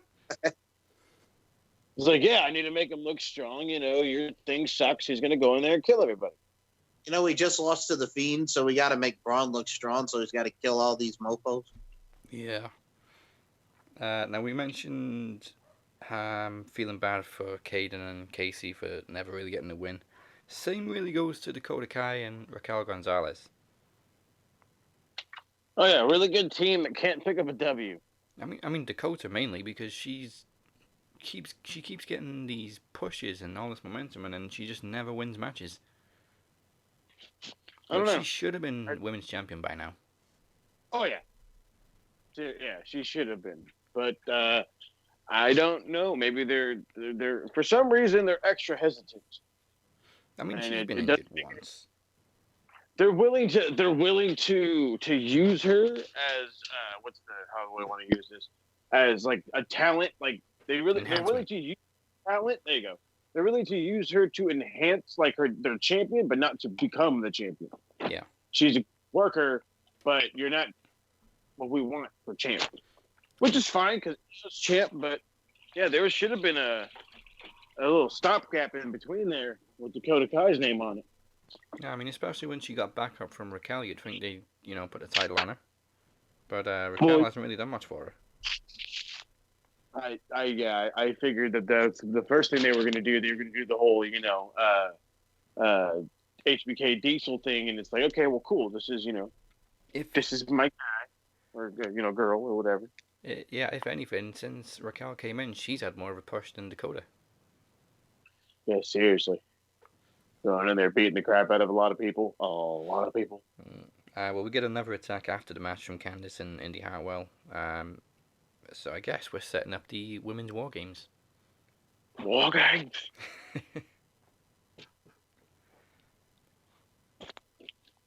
All right. Timothy Thatcher went one-on-one with August Gray. And obviously Thatcher gets the W. But after the match, he continues the assault before Tommaso Ciampa sets his sights on him. So we're getting Ciampa Thatcher. First of all, I can't wait. And number two, August Gray, the former Retro Anthony Green, who is on 205 Live now. I got to say something. I like Anthony Green's got the Retro 80s thing now, August Gray. But I cannot wait for Ciampa and Thatcher. It's going to be good. It's going to be damn good. It was just Thatcher's face as well, like, what the fuck are you doing here? I was like, who the fuck are you? So I want to twist your suit. Son of a bitch. Or he went all Brock, and who's this motherfucker? There you go. That's a big boy. That still cracks me up to the thing. Paul, yeah. That's a big boy. Who the fuck is this guy? So later on, I don't even know who Priest was coming to have a match with. But as he made his entrance, he just gets jumped by Gargano and they brawl all over the arena. Who? Priest. I was like, I was wondering too. I was like, did he have a match, or is he supposed to be having a match? Did he talk? Like, what the fuck? He's just walking to the ring. Yeah, he was in his gear and everything. Just okay. So then afterwards, Ruff just tells Regal everyone sees him as a joke, so he's going to face both of them. He's a brave little lad. Yep. No. You know what's interesting about Leon Ruff? The fact that he slapped Damian Priest. Oh, besides that, I love him. He's dating the referee. Yes, he's dating Aja Pereira, the referee. Yeah, life's good for him. Yeah, you go, Leon Ruff. But no, I look at it from a stance of, this dude's got a lot of talent. He's got a lot of potential. But yeah, man, North American champ slapping. He's got the moxie. Dare I say he's got the chutzpah to go at him like that. I can't wait, man. Beg your pardon, the who what? The chutzpah. The chutzpah. Like a white people thing? No, because I don't know what it is either. Okay. No, it's the chutzpah. It's a Jewish thing. He's got the chutzpah. Oh, okay. Yeah. Oh, there you go. Definitely don't know what that is. Okay. Well, you learned a new word today, the chutzpah. Now, the main event left me kind of confused because they were advertising Finn Balor all night, and I'm like, okay, so we've got like 20 minutes left. What the fuck? So Io Shirai, I guess, retains the title against Rhea Ripley. As we said, it seems to be Rhea Ripley's farewell to NXT. They had a little embrace after the match. But sort of the match ends and it's like the top of the hour, and I'm like, the show is literally about to end. And then Finn Balor comes to the ring. I'm like, what? They don't have time for a segment? They said, fuck that 5-minute run-up just so we could do this shit. Yeah, it was like, remember when Triple H was on the Stone Cold podcast? He's like, you know what? I got some sway over here too. Let's go overtime. Oh, yeah, that's what he did. He was fucking So yeah, Finn Balor makes his return. And we were told that he was going to announce what's going to happen next, seeing as he obviously is still kind of injured. But he didn't even have time to do that because he's interrupted by, I'm still calling him, the Brand. So Pat McAfee talks his shit. Like, I kind of like that too. I love Pete Dunne stopping him doing the Fandango. Yeah, he was nice. So yeah, and then Balor surprises us with the return of Undisputed Era, and all hell breaks loose. Shit, I hear that my bra was broken in 3 places or something like that. No. So it's broken in 2 places, and I had 3 plates in my drawer. I'm like, what the fuck? What? There was something really interesting as well because people were not complaining, but they commented on the fact during the night that Adam Cole was still streaming on Twitch, and it was like, okay, so Vince doesn't give a shit about NXT, but he's gonna fire Zelina Vega. I know, right? So now I kind of think that it was done deliberately to make you think that he wasn't gonna be there. Zelina Vega had an okay. I'm not like okay. Let me start by before I say this. Let me start by saying I am not in any way, shape, form, whatever defending Vince McMahon, but she had an OnlyFans, okay, which pretty much allowed her to show off her cosplay, whatever money he would make having her do regular photo shoots, but more a stuff she likes. And from what I heard, she was making like more than what her fucking year contract was. Oh yeah, people will pay shitloads on that site. So he was like, no, you're not gonna like have 2 well-paying jobs because that's not okay. And then he fired her. So there you go. Now there's my the burial there. She only set up an OnlyFans because he wanted to take Twitch away. Yeah, that, and then on top of that, she's really into cosplay. Yeah. Oh yeah, she's always posting cosplay pictures. That's okay. So she just kind of thought, I do this anyway. If he's not going to let me Twitch, I may as well get paid for it. Exactly. Fuck you, Vince. Fucking Vince. Goddamn, Mike sends me the chutzpah. The chutzpah, man, the chutzpah. The chutzpah. I still don't know what it is, but I'm gonna look it up after this show. I just sent it to the chat, you jackass. I know, but we're talking. I don't have time to read and research. You can look, you son of a. You can look, but you can't touch. Okay. We have one bout left on the show, so we want to thank you for joining us for Promo Series 5 Enemy Lines. We also would like to remind you to join us for a very special evening in 2 weeks as we celebrate our 300th episode on December 10th. Yes. Almost 300 weeks ago, a podcast was started by a guy from the town whose football club is now just been purchased by Ryan Reynolds and Rob McElhenney. How you doing? Keep it moving. Oh, no way. You know what? He kind of spruced up the previous owners. It was basically a fan-owned club, and he spruced everybody up by sending his gin to the stadium's pub. So nice. Free gin for everybody. Free gin. Actually, no, it wasn't free, but the proceeds went to charity, I think. It's like halfway there. There's gin. Yeah. Okay, and our next special is in just 5.5 weeks. For the first time ever, we present a special on its own day of the week. Sunday, December 27th, get ready for the 4th annual Maxis Awards. Voting opens this time next week for not only the best and worst of wrestling in 2020, but also a handful of special Max Wrestling matches as well, including both Promo and Knowledge Championships. And as usual, in January we present Podcast Promo Rumble 6, which is, if we don't count the Maxis, technically the 30th promo special. We don't know the exact date yet because WWE haven't announced the date for the Royal Rumble.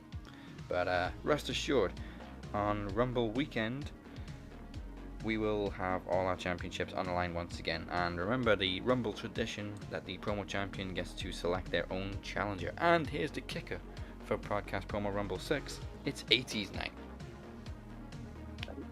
What? Because everybody loves the 80s.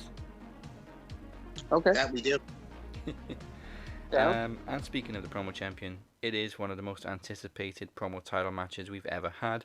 Can the Demoness go 5-0 in title defenses? Or is it finally time for King Mo to reign? Will Chris Durham complete the perfect debut? And who the hell is under Aleksandr Rowen's mask? We're about to find out. Draw your pistols. It's time for the microphone standoff. Like a microphone standoff. Hello, mortals.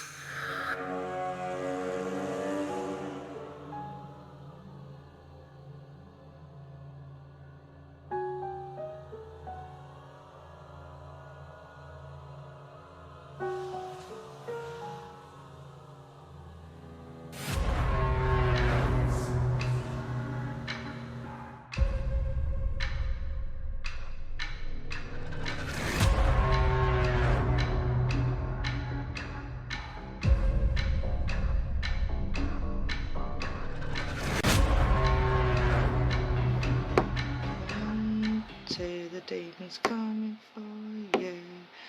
3, 4, she's gonna take your head.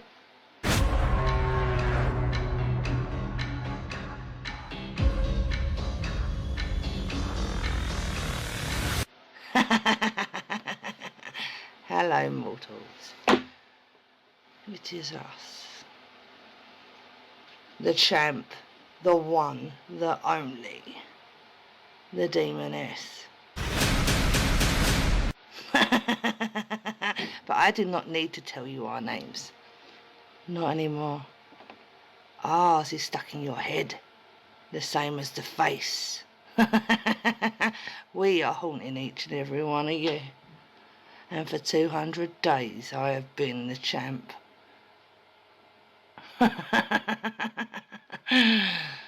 But does that matter? Not right now, because I have 3 of you coming into the darkness to find us.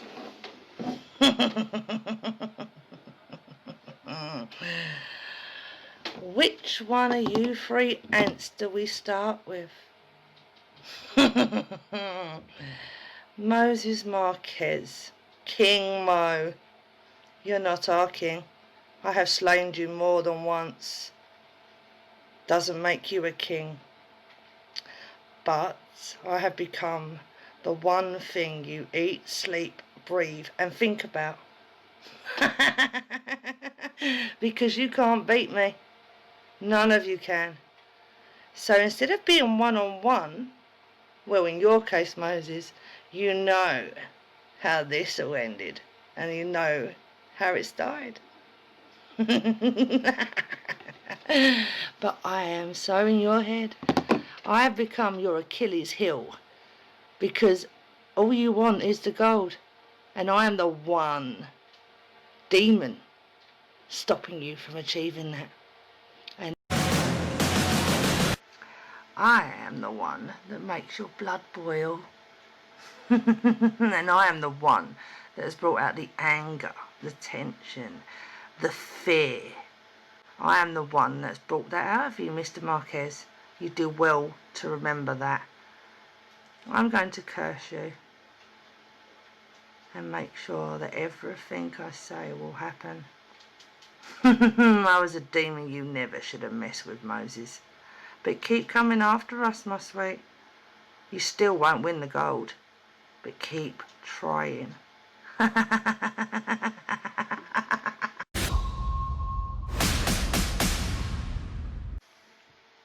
And then we have the new meat, the fresh blood. Hello, Chris. Moneymaker. That's a very peculiar name. Something we have learned about you, mortal, is that you like to carry bats. Mortal, just a little word of advice. The collector tried to use a bat on us. Didn't end well for him, but now, yeah, different story now. But no weapon can kill us.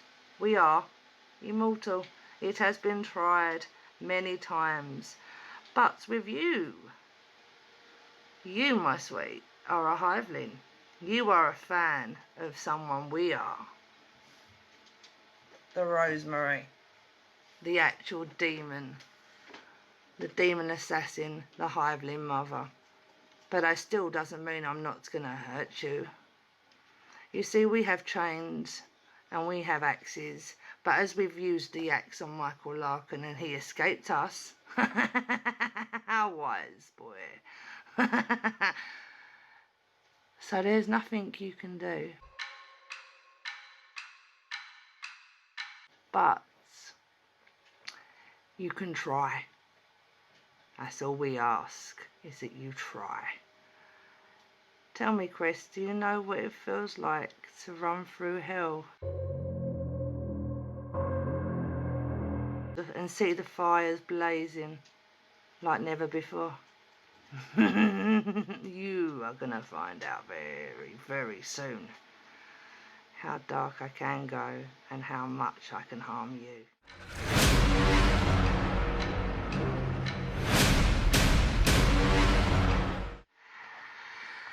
Aleksandr. Guess what, mortals?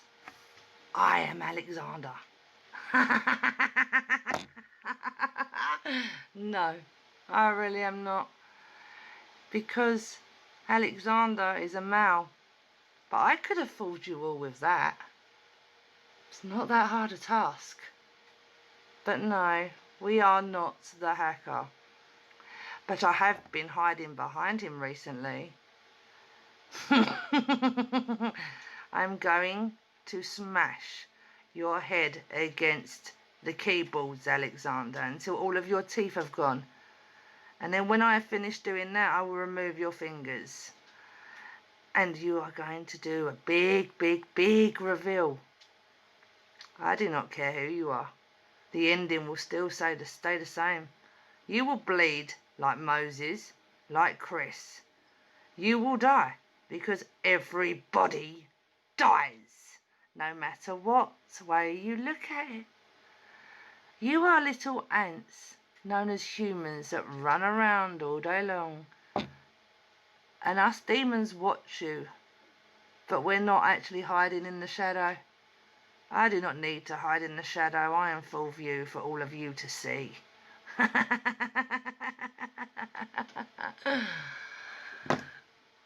Aleksandr,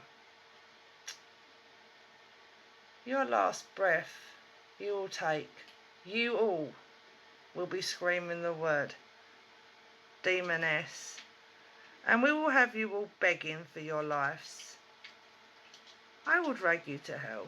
The hell mouth has already opened, and it's already waiting for new souls. It is not over for us yet, mortals, but it is over for Moses Marquez, Aleksandr, and the Moneymaker. All three of you will find your end. Mortals, embrace the madness, embrace the darkness. The black heart still rule and still will. See you in your nightmares, mortals.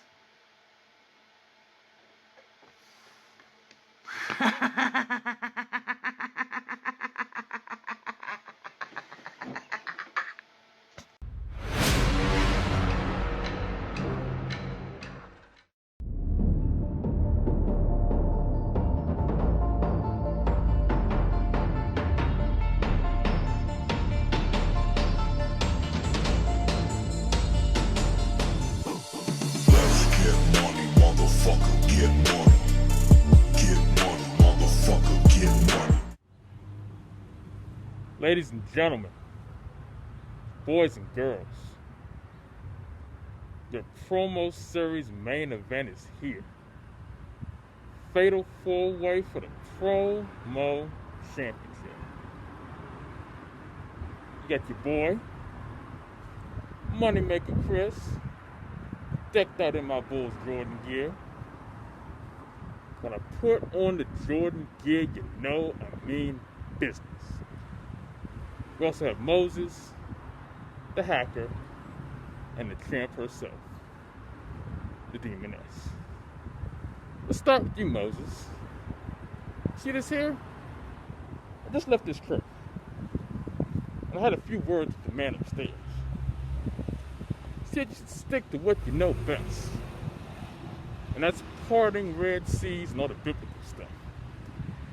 Because when it comes to cutting these promos, it's not the game, son. Then there's the hacker. We don't know much about them. But we do know this. His name is Aleksandr Rowen. So why don't you row your boat gently down the stream and go hack on somebody else's territory. Then there's the champ, the Demoness. I've been waiting a long time to face off against you. Over 200 days as the promo champion. Impressive. Very impressive. No doubt about that. You know why you held the title that long? Because you didn't have any real competition until the Moneymaker showed up. Talk about your mortals.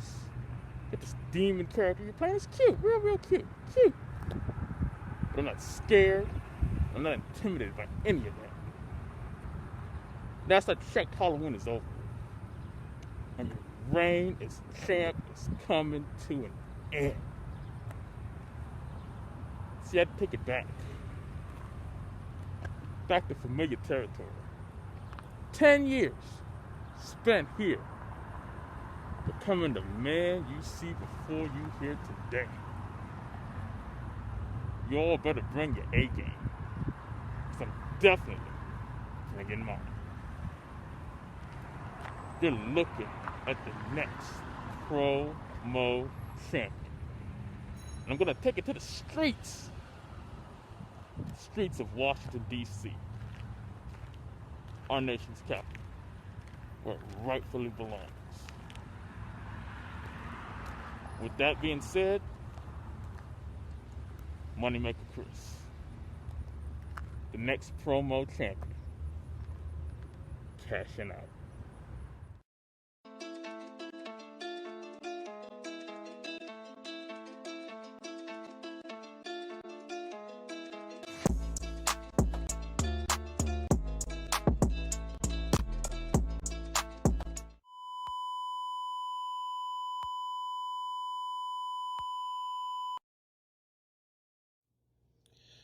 Well.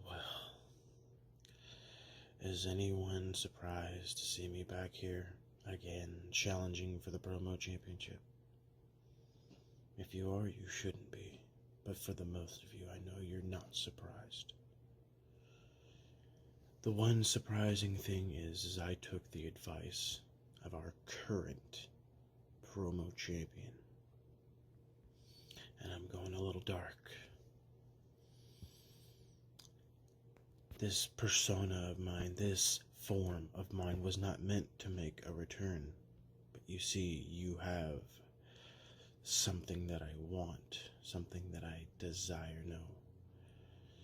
Something that I need. So I'm changing it up a little bit. But I will not ignore my opponent, so with that being said, Chris, welcome to the party.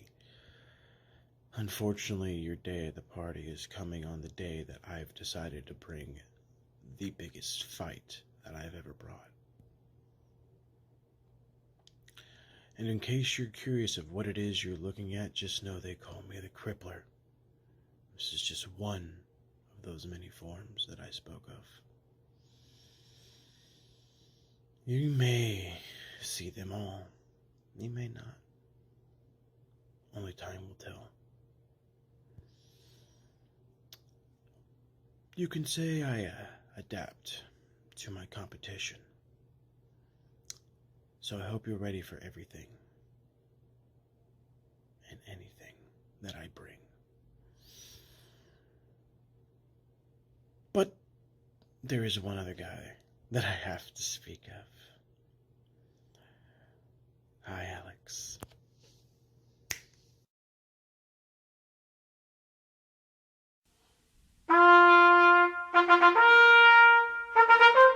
All rise for His Majesty.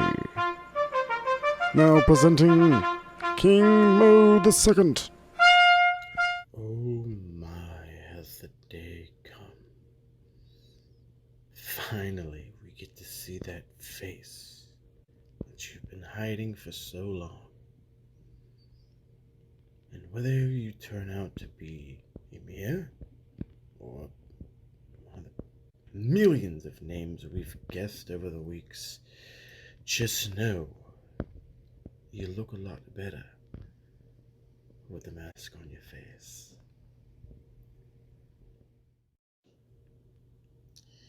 Mystery is your thing, and you do it well. But promos, now that's something that I do well. As you see from the crown, king of the mic, all the way here. But I think after today, your biggest power goes away. You say you're just as strong, if not stronger, with your mask off. I call bullshit. And say your masks are your promos. But it's time to get back on track.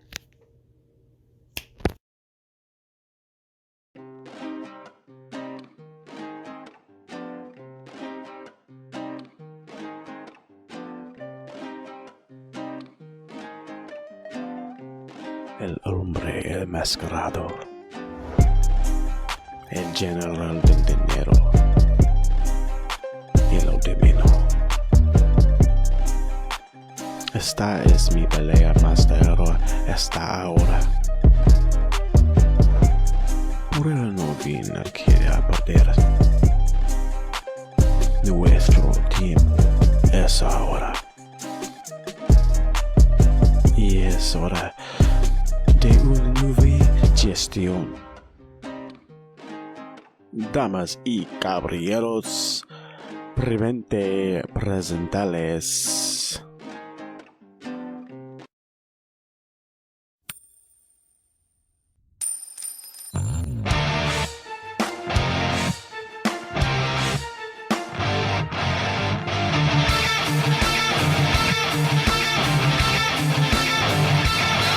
Mo soy wa wakashin ni kerabaren nanai sor wori wartu ni norimas kor garta nor miraneres tente querete arigato. Thanks for coming out. Gracias por venir. I catch you around the bend.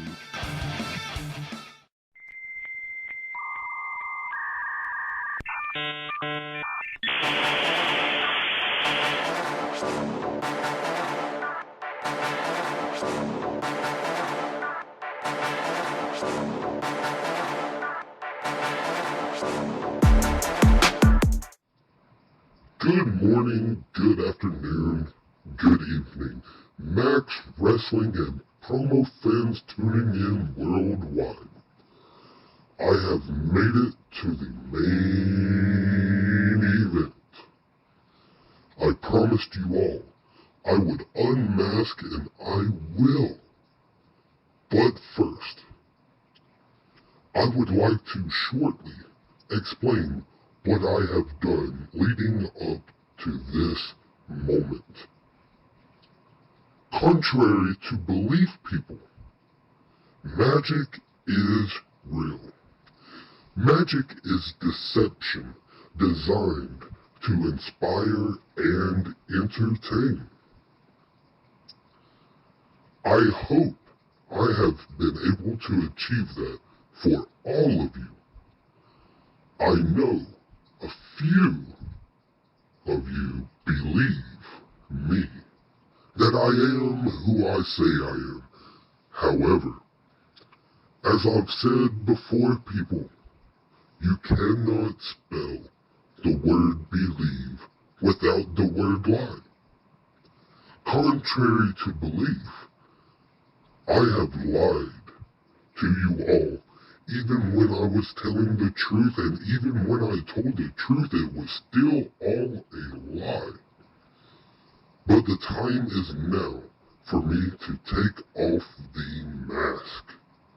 So, Captain, before you hit my real music, Aleksandr Rowen must bid you all adieu. A farewell, mwah, and goodbye.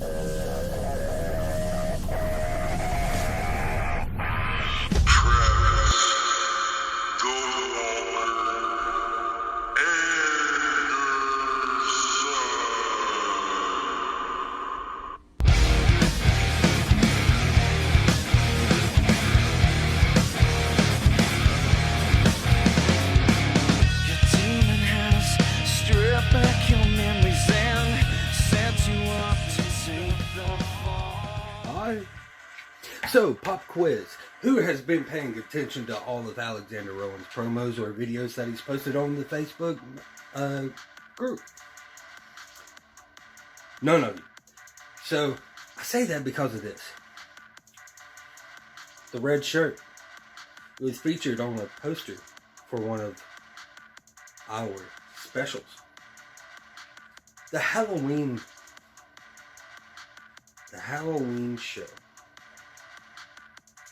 You all thought it was a mirror because of the cue cards. Did you not pay attention to the two damn pumpkins that were right there in front of your face? Last year I did a pumpkin. This year I did two because it was my second Halloween show. Also, the cue cards, not stolen from a mirror. It was to symbolize what I did last year when I went to AEW. When I went to a WWE pay-per-view, I held up signs. There was that clue right there in front of your face as well. I dropped hints in every single one of the promos that it was me. The first ever video that Aleksandr posted, it had him explaining why he was doing what he was doing, what he wanted to accomplish. And then it had like a little slideshow of everyone's picture. Even mine. Mine was even on it. And I was the only one with red X's. Well, because it wasn't me. What else am I forgetting? Oh yeah, as you just saw, the name Aleksandr Rowen. It's an anagram for Walker Anderson. Who would have thought? Obviously none of you. What else was there? Oh yeah, he's Aleksandr Rowen. He's from Atlanta, Georgia. You know what else is from Atlanta, Georgia? The Walking Dead, where I kinda got my name? The Walker? Come on, people, you're better than this. Some of you are even like the knowledge champion. You couldn't figure this out? It's okay, I don't blame you. But guess what? There were two people. Two people from the beginning that knew it was me. Naturally, of course, if I'm wanting to accomplish something like this, you gotta clear it up with the captain. Also, the second person. Well, if I'm gonna do something like this, out of the spirit of competition, I cleared it up with the champion. Nicola, the Demoness, actually knew that it was me. Who would have thought? So, everybody thought this, everybody thought that, and now that everyone knows it's me, they're probably going to get all pissed off, because it is me. And apparently that's something I like to do, is piss people off. It was not my intent to piss anybody off, or trick anyone, or sabotage anyone. It was just, I love to entertain all of you. I've said it time after time again that I am the most passionate person when it comes to these promos. I'm probably the most passionate person about Max in general. I'm not the most, but I'm pretty much up there. Hell, I love Magic, and I love the movie Now You See Me. I even used clips of the movie in one of my promos. What was it? What was it that they call them in the movie? Oh yeah, that's right, the Four Horsemen. What we like to call ourselves. Me, Moses, the Captain, and Larkin. Well, it's okay if you didn't catch it. It's okay. Because if Moses is still up for it, he's supposed to be doing an interview where I go in full depth why I did it. But for now, Moses, Nicola, and Chris, it was a pleasure defeating all of you. And I am honored to become the next Max Wrestling Promo Champion. Have a nice day. I knew it was you, you fuckstick. I swear I've seen that shirt on you before, too. Oh, yeah, and then, by the way, you downplaying your own fucking, like, promo kind of gave it away, too. Very nice, Mr. Travis. It's way better than I did, and I'll tell you right now, I butchered the Japanese language. Can I say something to Travis purely because we need a new version of this soundbite? You shouldn't be here. You don't deserve to be here. Okay, so yeah, we need a clip of Vince McMahon now saying it was me all along.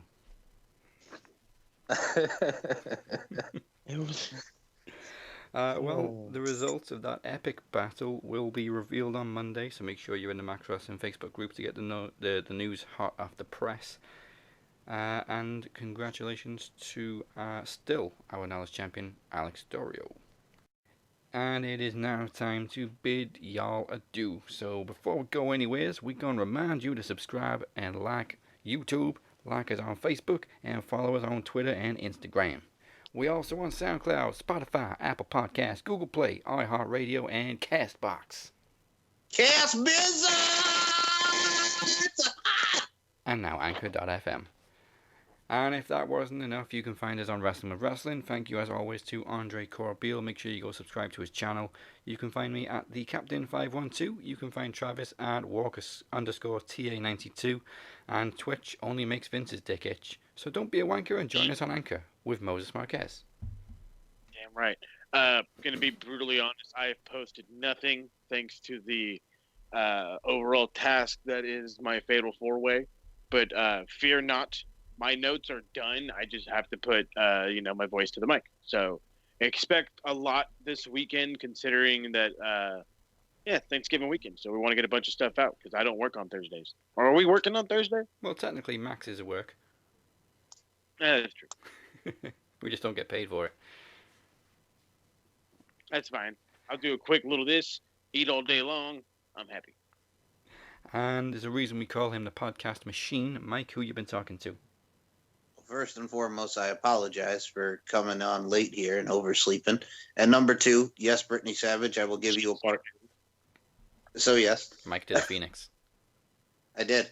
But yes, and Brittney Savage wants to do a part two, and I will give her a part two in due time. And also, I will just like to say, if you want to catch up on my work, you can follow me at SMShow1, MCL92, StephenMikeShow.com, SoundCloud.com/MCLarkin92. Latest episode of Beauty, Strength, and Dominance. Oh, God damn it. Hold on. Mike's trying to do a world-class fucking podcast with Sam fucking Roberts. You guys can check me out at SMShow1 or MCL92 on the Twitter machine, StephenMikeShow.com, SoundCloud.com/MCLarkin92. The latest edition of Beauty, Strength, and Dominance, the 3 key elements that make women the work of art that they are for LFC, is up now with my girl, Agatha Cannibal Carter. I've had on Sizzling Stan Styles to promote the intergender bonanza. I've had on Cindy Marichek, who is a fan of this show, Muay Thai fighter, retired Muay Thai fighter. It was a hell of an interview, just doing what I do, being the podcast machine, and just doing what I do on the Max Wrestling Podcast, doing what I do against the lovely Miss Brittney Savage, doing what I do on Max for the past 4 years since I have been making my debut since promo series. It's good times, it's great memories, and I'm the here and I'm the now. Kung Pao, get me some chicken. Well, it's nice to meet fans. Hello, Cindy. Yes. All right, and with that being said, join us next week, all the results and the fallout, and this here is the bottom line. Goodbye, mwah, and good night. Bam. I'll come back next week, you hear? What the? Fucker, you won't hide from me. What the hell was that? Biscuits it was me all along.